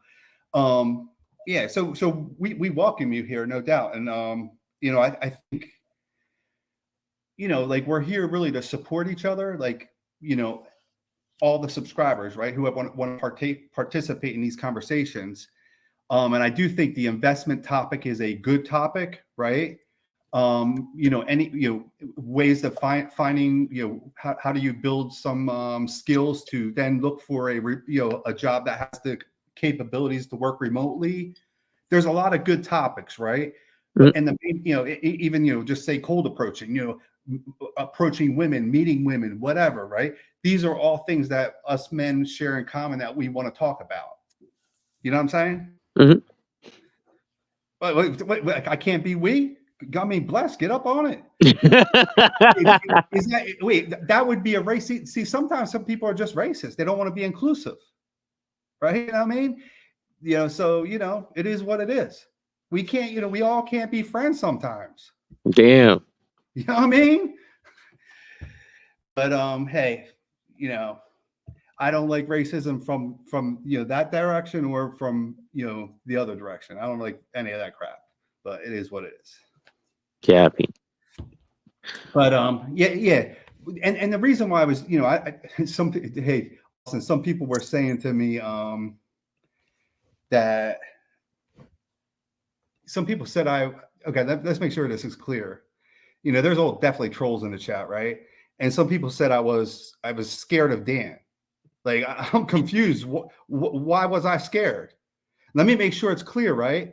I respected Dan because he's an older dude and he got on there. He got on here not for smoke. He got on here to support Austin. So why would I be disrespectful to him? I was trying to come up and just challenge a point that I believe is still incorrect. And that's it, right? Like, I'm not going to disrespect Austin's channel when he brings a guest on here that wasn't brought on here to get the heat. You know what I'm saying? So you trolls in the chat, you know what you could do. Like DX. But hey guys, listen, I appreciate it.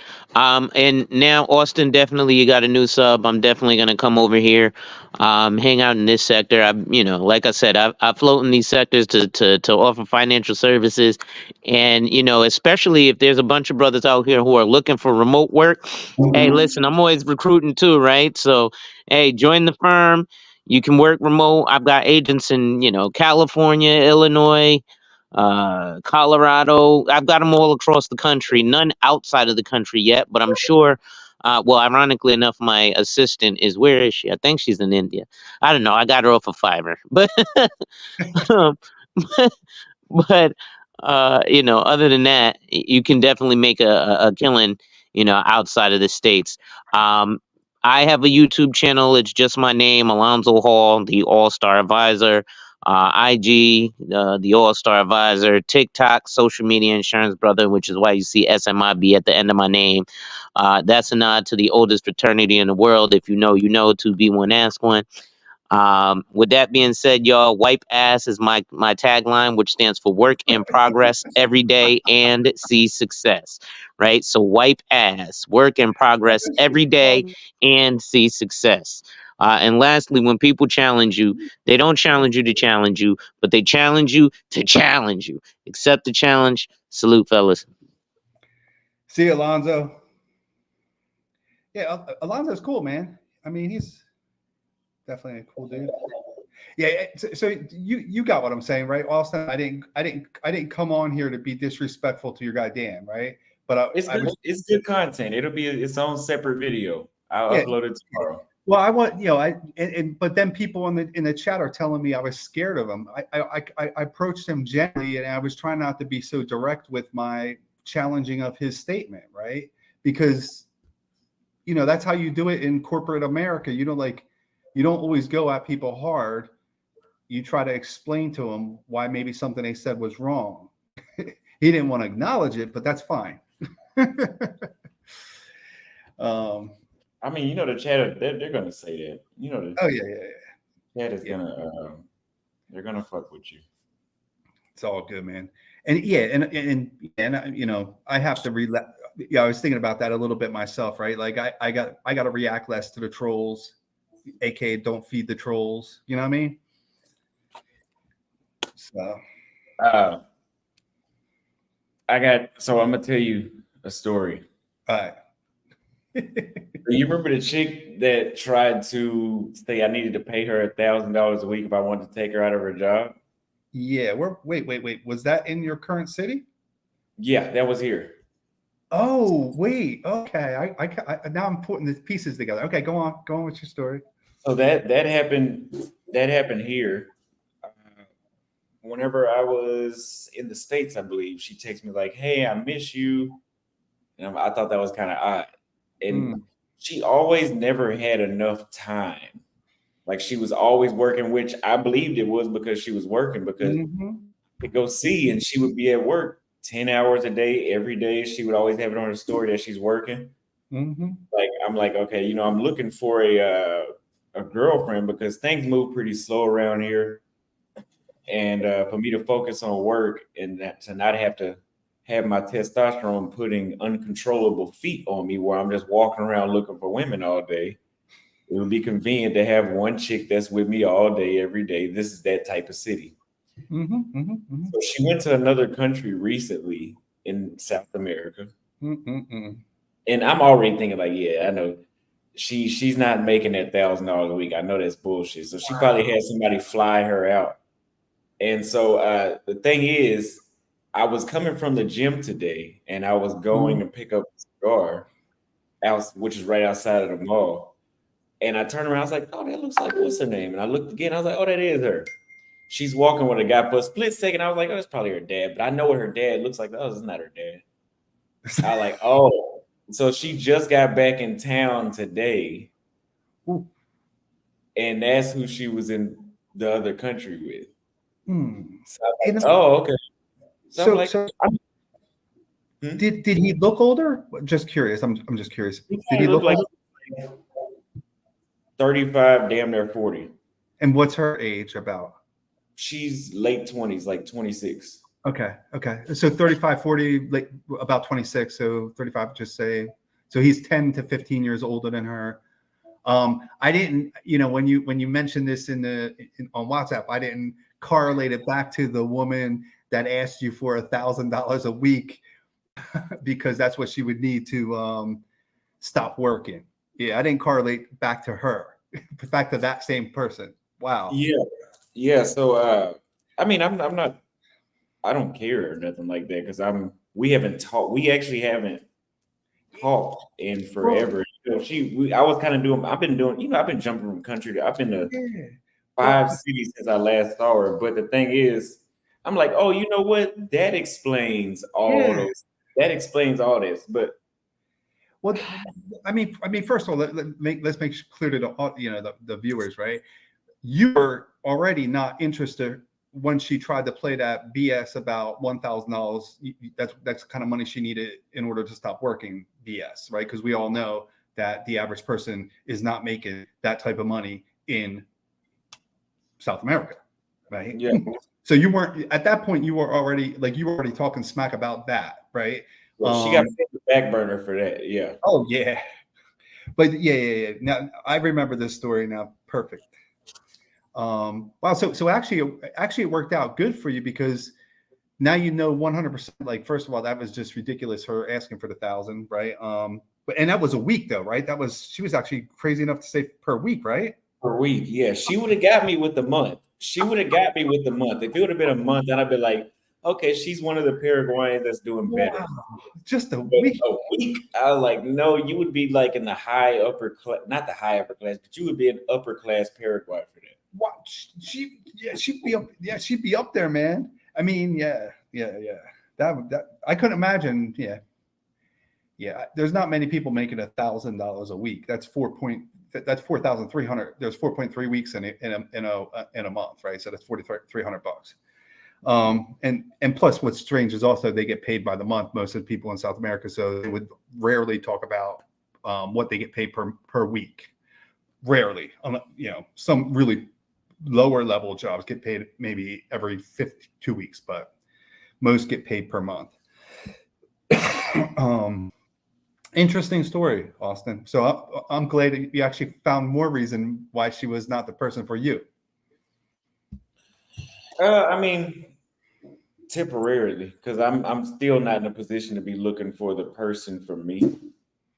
Just because we could be she could be a great person, but I'm gonna burn off the turkey in a couple of weeks, you know. So we can't do that. But Yeah, it is what it is. I mean, I haven't seen her in months, so I wasn't Easy. like, oh my God, my heart is broken. It was just like, oh, I see what all that bullshit was coming from now. She has another thing going on. That's an interesting story. I think that's good. Very good. Oh well, you saw what I sent you today, right? Did you see that? Did you actually read the screenshot? Let me see. But to elaborate more on that, I Go keep on. telling dudes that want to come here for like a short period of time, like for vacation. Again, this is not a vacation spot. Like there's a chick I'm texting that I met again my first week in December. So Mhm. it's 6 months in total since I first touched down here, and I've been keeping in contact with people I met. Is just now agreeing to go on a date. Just now. It moves, some dudes are like, oh, like, is it worth it, Austin? It's worth it if you're gonna stay here. If you're gonna be an expat, like if you're gonna get residency like Austin is and Jason, Oh then yeah. yeah. But as a tourist, this is not a tourist spot. This is Well, really it's really not. yeah. And let me just ask a question on that one, because yesterday you did say that you said on your live, by the way. So I'm not, I don't like to share things that you say behind the scenes. So this you did say on your live yesterday that you had some company, let's just say, right? Mhm. So is that what you said? Is that related to this one, her? No, there's a difference thing. Okay, but that was also a long That gap. was also one I met when I got back from Chile, which was January, which means that took 4 months. Yeah, my point is, yeah, emphasizing things move slow. It's not Yeah, it's not a place where you're going to land like Cartagena, Medellin, and you're going to be smashing within a day, meeting someone, smashing whatever. You know what I'm saying? yeah, it's definitely not that. It's not And that. if you, yeah, it's not that. So somebody in the chat was like, "Oh, Austin, he lied and said about getting residency. He was in love instead." No, I was not in love with somebody I haven't seen in 2 months, 3 months. No, that was not the case. Yeah, 3.5 months, I think, since I've seen her, because I was in the United States 3 weeks, Peru 3 weeks, that's 6, and I was in Colombia a month. Yeah, no, not in love with somebody I haven't seen that long. And Uh, your heart's been broke for a long time, Austin. Now we know why you were so sad for all these months. yeah, that's why, because that's exactly why. Imagine that. I mean, let's just say this, right? I do think that, Austin, he says, "Hey, I'm not looking for a woman to have a relationship with." Okay. He says that, right? And maybe that's true. Maybe it won't happen, right? But I think there is a possibility the right one can blow his door, get him interested in thinking about it. You know what I mean? Like you can never say never. That's the way I look at it, right? So anything could happen, but I would think it would be in one of the countries he's thinking about having residency, and or you're going to have to import the girl to the country, if she's outside of it. Yeah, it could happen, but man, my traveling is overriding everything. When I find good chicks, I'm like, she's cool, but my subscribers want to see Europe, and I want to see Europe too. So want to see Australia. It's just like, maybe, but maybe not. Theo said, "You're back in Peru. When am I coming back?" If I didn't have to go to Europe, man, I promise I'd be over there. Because I really enjoy Peru. I really enjoyed that city a lot. That Lima a lot. Not Cusco, but Lima I did enjoy. Hey, but related to the girl, just say related to the bad request that you were just say you were having a little bit of a relationship with that one that you saw at the mall today. And when she actually then basically said, I need $1,000 a month if I were to have a relationship with you for some long period of time, whatever. So the thing I screenshot and sent to you today, right? This was some girl that I met in Cali. She worked at a restaurant, Venezuelan, right? Curly hair, blonde, light skin, tall, good looking girl. She seemed really interested when we met, and I've seen her a few times at that restaurant. So we got exchanged numbers. Never went out with her, but we talk occasionally on WhatsApp. So today, a few days ago, she starts messaging me, and I'm always suspect. Like, you always have to vet these women out. Never trust them, like, until you actually vet them out. Take it slowly. And within a few days, she's telling, she starts telling me her stories. Oh, today's Mother's Day. I don't have money to buy my mother a gift. I'm sad. Oh, and then she, and then she says something about going to Spain at the end of the month, and she has money for that, or maybe I didn't understand it exactly. But then she says, "Hey, it would be nice if you can help me with $50, even as little as $50." I mean, I'm like, are you serious? But my point of that story is, you can meet women in these countries, and you have to take it slow, and you got to vet them out, and they usually come at you quickly if they want the money. You're going to know fairly quickly. They're pretty direct about it. Most of them, I would say, are direct. You will know. They don't want to waste too much time talking to you, faking it. They will get to the point eventually and ask you for money.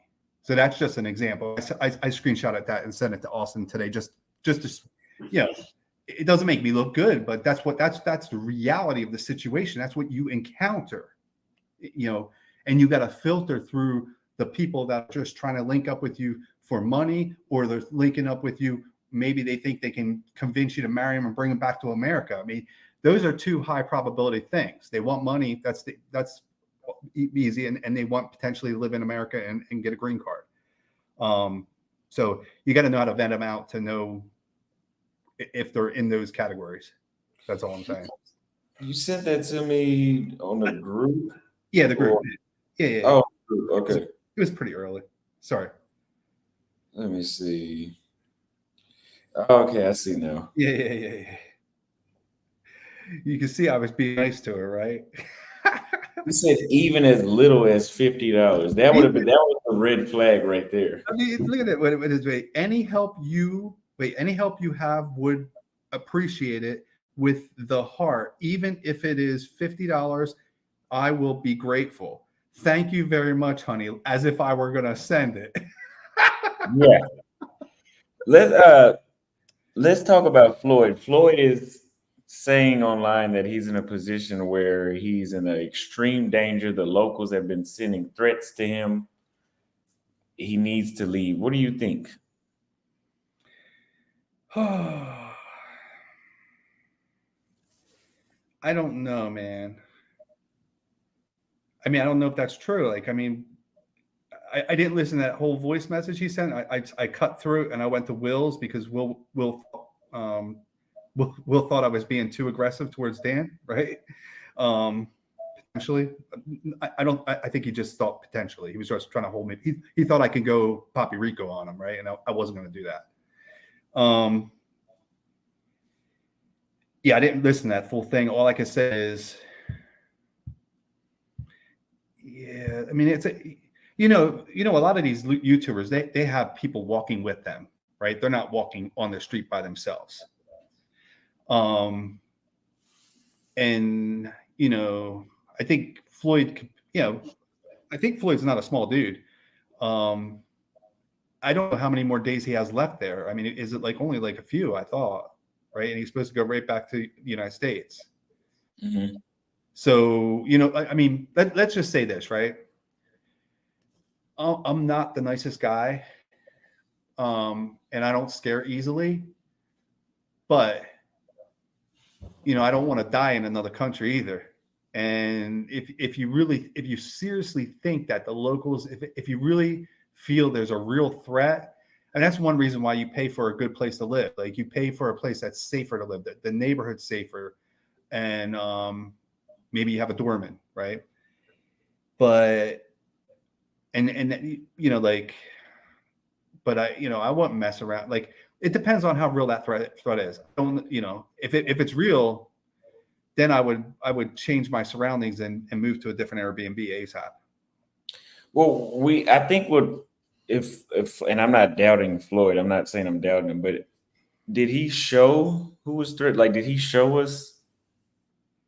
Because the difference is, when I was in Brazil and the situation happened, I didn't have to show anybody. The shit was on the news, it was like, okay, if you don't believe it, you just don't want to believe it. This is on CNN and Global. Like, I don't really, but I think for Floyd trying to get donations to leave, he has to show, and I'm gonna tell him that. But I mean, this is the only problem.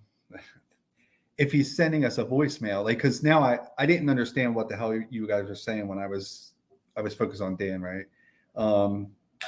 What threats are you getting, right? You were talking to Floyd.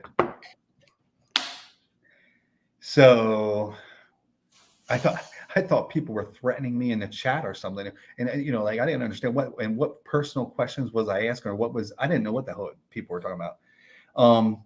But yeah, I mean, it's a little weird that, let's just say this. I don't see Floyd posting messages or voice messages in our chat, in our WhatsApp group, right? Saying that he feels like he's being threatened. Like, he doesn't do that. So, I mean, he doesn't, not in the group. So if he's doing that, it might be a real threat. He might really feel that way. That's, you know, you know, I don't know, man. I don't know. Somebody said it happened. Somebody said that it happened on live. I don't know. Oh, something happened on the live? They told him stop. Oh, we already looked at that. That's about the video we looked at the other day. No, Oh, I that's think old. that was just like a situation where he probably got pressed in person. But I think he might be panicking with the whole. I don't know. We'll have to ask Floyd personally.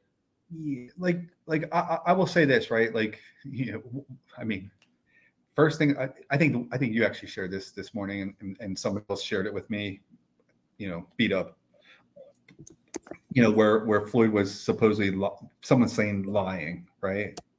And the reason why, because I asked B-Dub, I didn't look at the video. He said about the getting scoped in Cali, and I said, first of all, the person making the thumbnail and saying Floyd is lying about getting scoped in Cali, he did not say he got scoped in Cali, right? So the thumbnail's bullshit, right?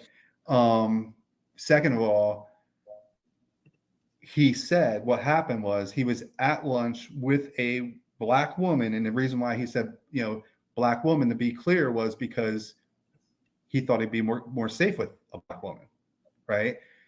But then he felt paranoid because he thought he saw her try to put something in his drink, or, you know, he believes she tried to put something in his drink. So do I believe this? Do I believe that she was trying to drug him? I do not believe that somebody during lunch would try to drug him. Like, I think the probability is low. Now, was Floyd paranoid? And did Floyd believe that he was potentially getting drugged? That is possible. I don't know. That's what happened there, right? Don't you agree, Austin? Like, that was the situation? Maybe so. I do know Floyd personally. I do know he gets paranoid. I do know he does. So that's why sometimes whenever Floyd says things, I had to ask him first, like, you know, tell me exactly what's going on, because he may just be tripping. Mm-hmm. But, you know, I think Floyd just needs to do some content in the DR, man. Like, get outside. Yeah, he just needs to get outside. That's really all it is. Well, I don't know why. I thought he was going to try to do like the monkey park or whatever, right? I mean, so, you know, there are other things to do than walk down. I mean, when he was doing that live, where he got, you know, the women came up to him, they approached him, which I thought was rude of the women, obviously. When he was doing that live, that street looks like a street that I wouldn't want to walk down. I mean, it's not like it didn't look any. I don't know why you would. It was a boring street. There wasn't much going on there. Maybe there's good little restaurants to eat, but it looked like a pretty bad neighborhood. Didn't look nice at all, and the women didn't look nice in that location. So I think he can find, like, he was supposed to go to the monkey place, right? Like, and I think you said with the squirrel monkeys and all that stuff. So, so I don't know why he's not doing that, because, you know, he's got to mix it up. Like, I think he should always try to get normal content, like get normal content for a vlog. Yeah, just walk. Like when I was in Peru, I was literally just walking around. I went to the gym, and then I just walk around the city and just talk to people and go out to eat. You know that you don't. I learned in Peru, you really don't have to do too many things besides, like, people just want to see. Yeah. What it's like, because most people can't do this stuff we're doing, so they just want to see, oh, well, what does it look like in real time in the DR, like right now? Yeah. You know, you don't. The monkey park is cool, but like I did, like when Jason and I went to the parrot museum, nature, whatever that shit was, we went to that. That was just a vlog. Like I was just there to enjoy it, and I just clip little scenes and put it up, because honestly, people could look up parrots on the damn internet. You know, they could. So yeah. But I think that what I'm saying now is it's two different types of content, right? Like, I think the IRLs are good exactly for what you said. Like, people are seeing it firsthand in that moment, and you can clip that up later as well. But at least they can participate in the live, and they can see it as it's happening. I mean, that's sort of cool, right? Like, they can see Austin sees a woman, he's interested in her, he cold approaches, or, you know, like how you interact with people on the street, whatever, right? But then the vlogs, I still think, add value too, where you go, just say tourist attractions, and you do that type of stuff as well. I mean, it's two different types of content, I guess. well, I see he has an upcoming live for tonight, and it says, "Fuck it, I'm crashing out, going to casino to a Sasua casino with a full body cam." I don't know. Can you record it? I don't think you can record it. Can you record in a casino? No, I don't think you can record in a casino in the United States. I don't think so. Let me I don't Google. know about that one. I don't think so, man. Like,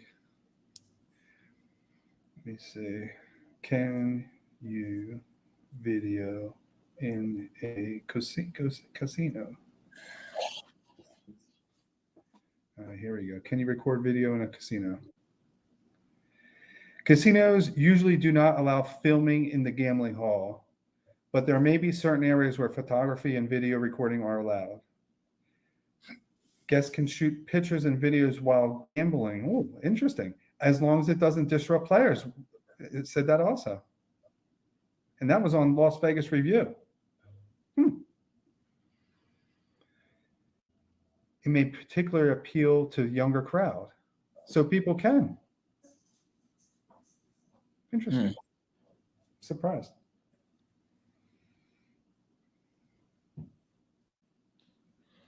Well, we'll have a talk with Floyd in the personal chat. Yeah. I didn't even listen to whatever else Will was saying. But then I finally got to your message and saw that just say somebody left.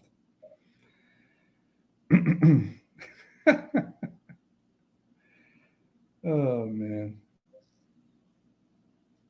I guess. I don't know. People are saying, I don't know. Floyd will find out today. He'll find out today if you can record in the casino or not. Oh, he's going to find out. Yeah, I mean, now, would I test these kind of things in different countries? I'm not. Why would I take the chance? But I don't know. Like, we could. I don't know if that's. Let me see what it says about the DR. Can you record a video in a casino in the Dominican Republic?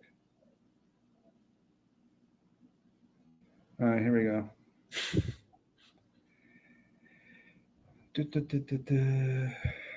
On the casino, main reason. I don't think it's going to give me. You know, I'm not sure what kind of those casinos are. I have no idea. I haven't Googled them. But a lot of casinos that are overseas casinos are also owned by American-based casinos, like American companies. Like Wynn Resorts. Wynn is huge. It's international, right? Wynn has casinos in Macau, right? So a lot of these, you know, American-based companies have casinos worldwide. So I'm not sure if the DR is one of them. So, are they under that company's policies or are they under a DR law? I don't know. Obviously, if there is a law against this, they would have to follow the DR law if there was. But I don't know. I don't know anything about the DR. The only thing I know about the DR is I dated one woman who was from the DR back in the early 2000s. And she was the most jealous woman I've ever dated. Unfortunately, I let her live with me at my house. Wow. And I would be working at PricewaterhouseCoopers in Philadelphia. And I was a manager, right? Managing a group of SAP web developers. And I would have to take sort of like a little train or whatever from South Jersey to Philadelphia. And I'd have to park at the train station in South Jersey and then drive to my house. But a lot of times, my team, we'd either be working a little late. And we used to back then search match.com for women and meet women and blah, blah, blah. But not when I was dating her, but we'd have fun doing it. I wasn't cheating on her. Let's just say that. But I would come home late and I'd be like wearing Brooks Brothers white button-up shirt, whatever. She would grab my shirt, trying to smell it because I'm late. I'm like, what is this stuff, man? I mean, so that's my experience with the DR woman. She was beautiful, but man, I can actually show you pictures of her, Austin. And back in the day when I was dating her, but hot, but fatal attraction, man, fatal attraction. So they say, yeah, Latin women have tempers. She was one. So wow, that's it for today, though, man. That's all I have. I might have to start a second stream a little while, but I'm gonna take a break for a little while right now. All right, man. See you guys. I'll talk. Appreciate you calling in, man.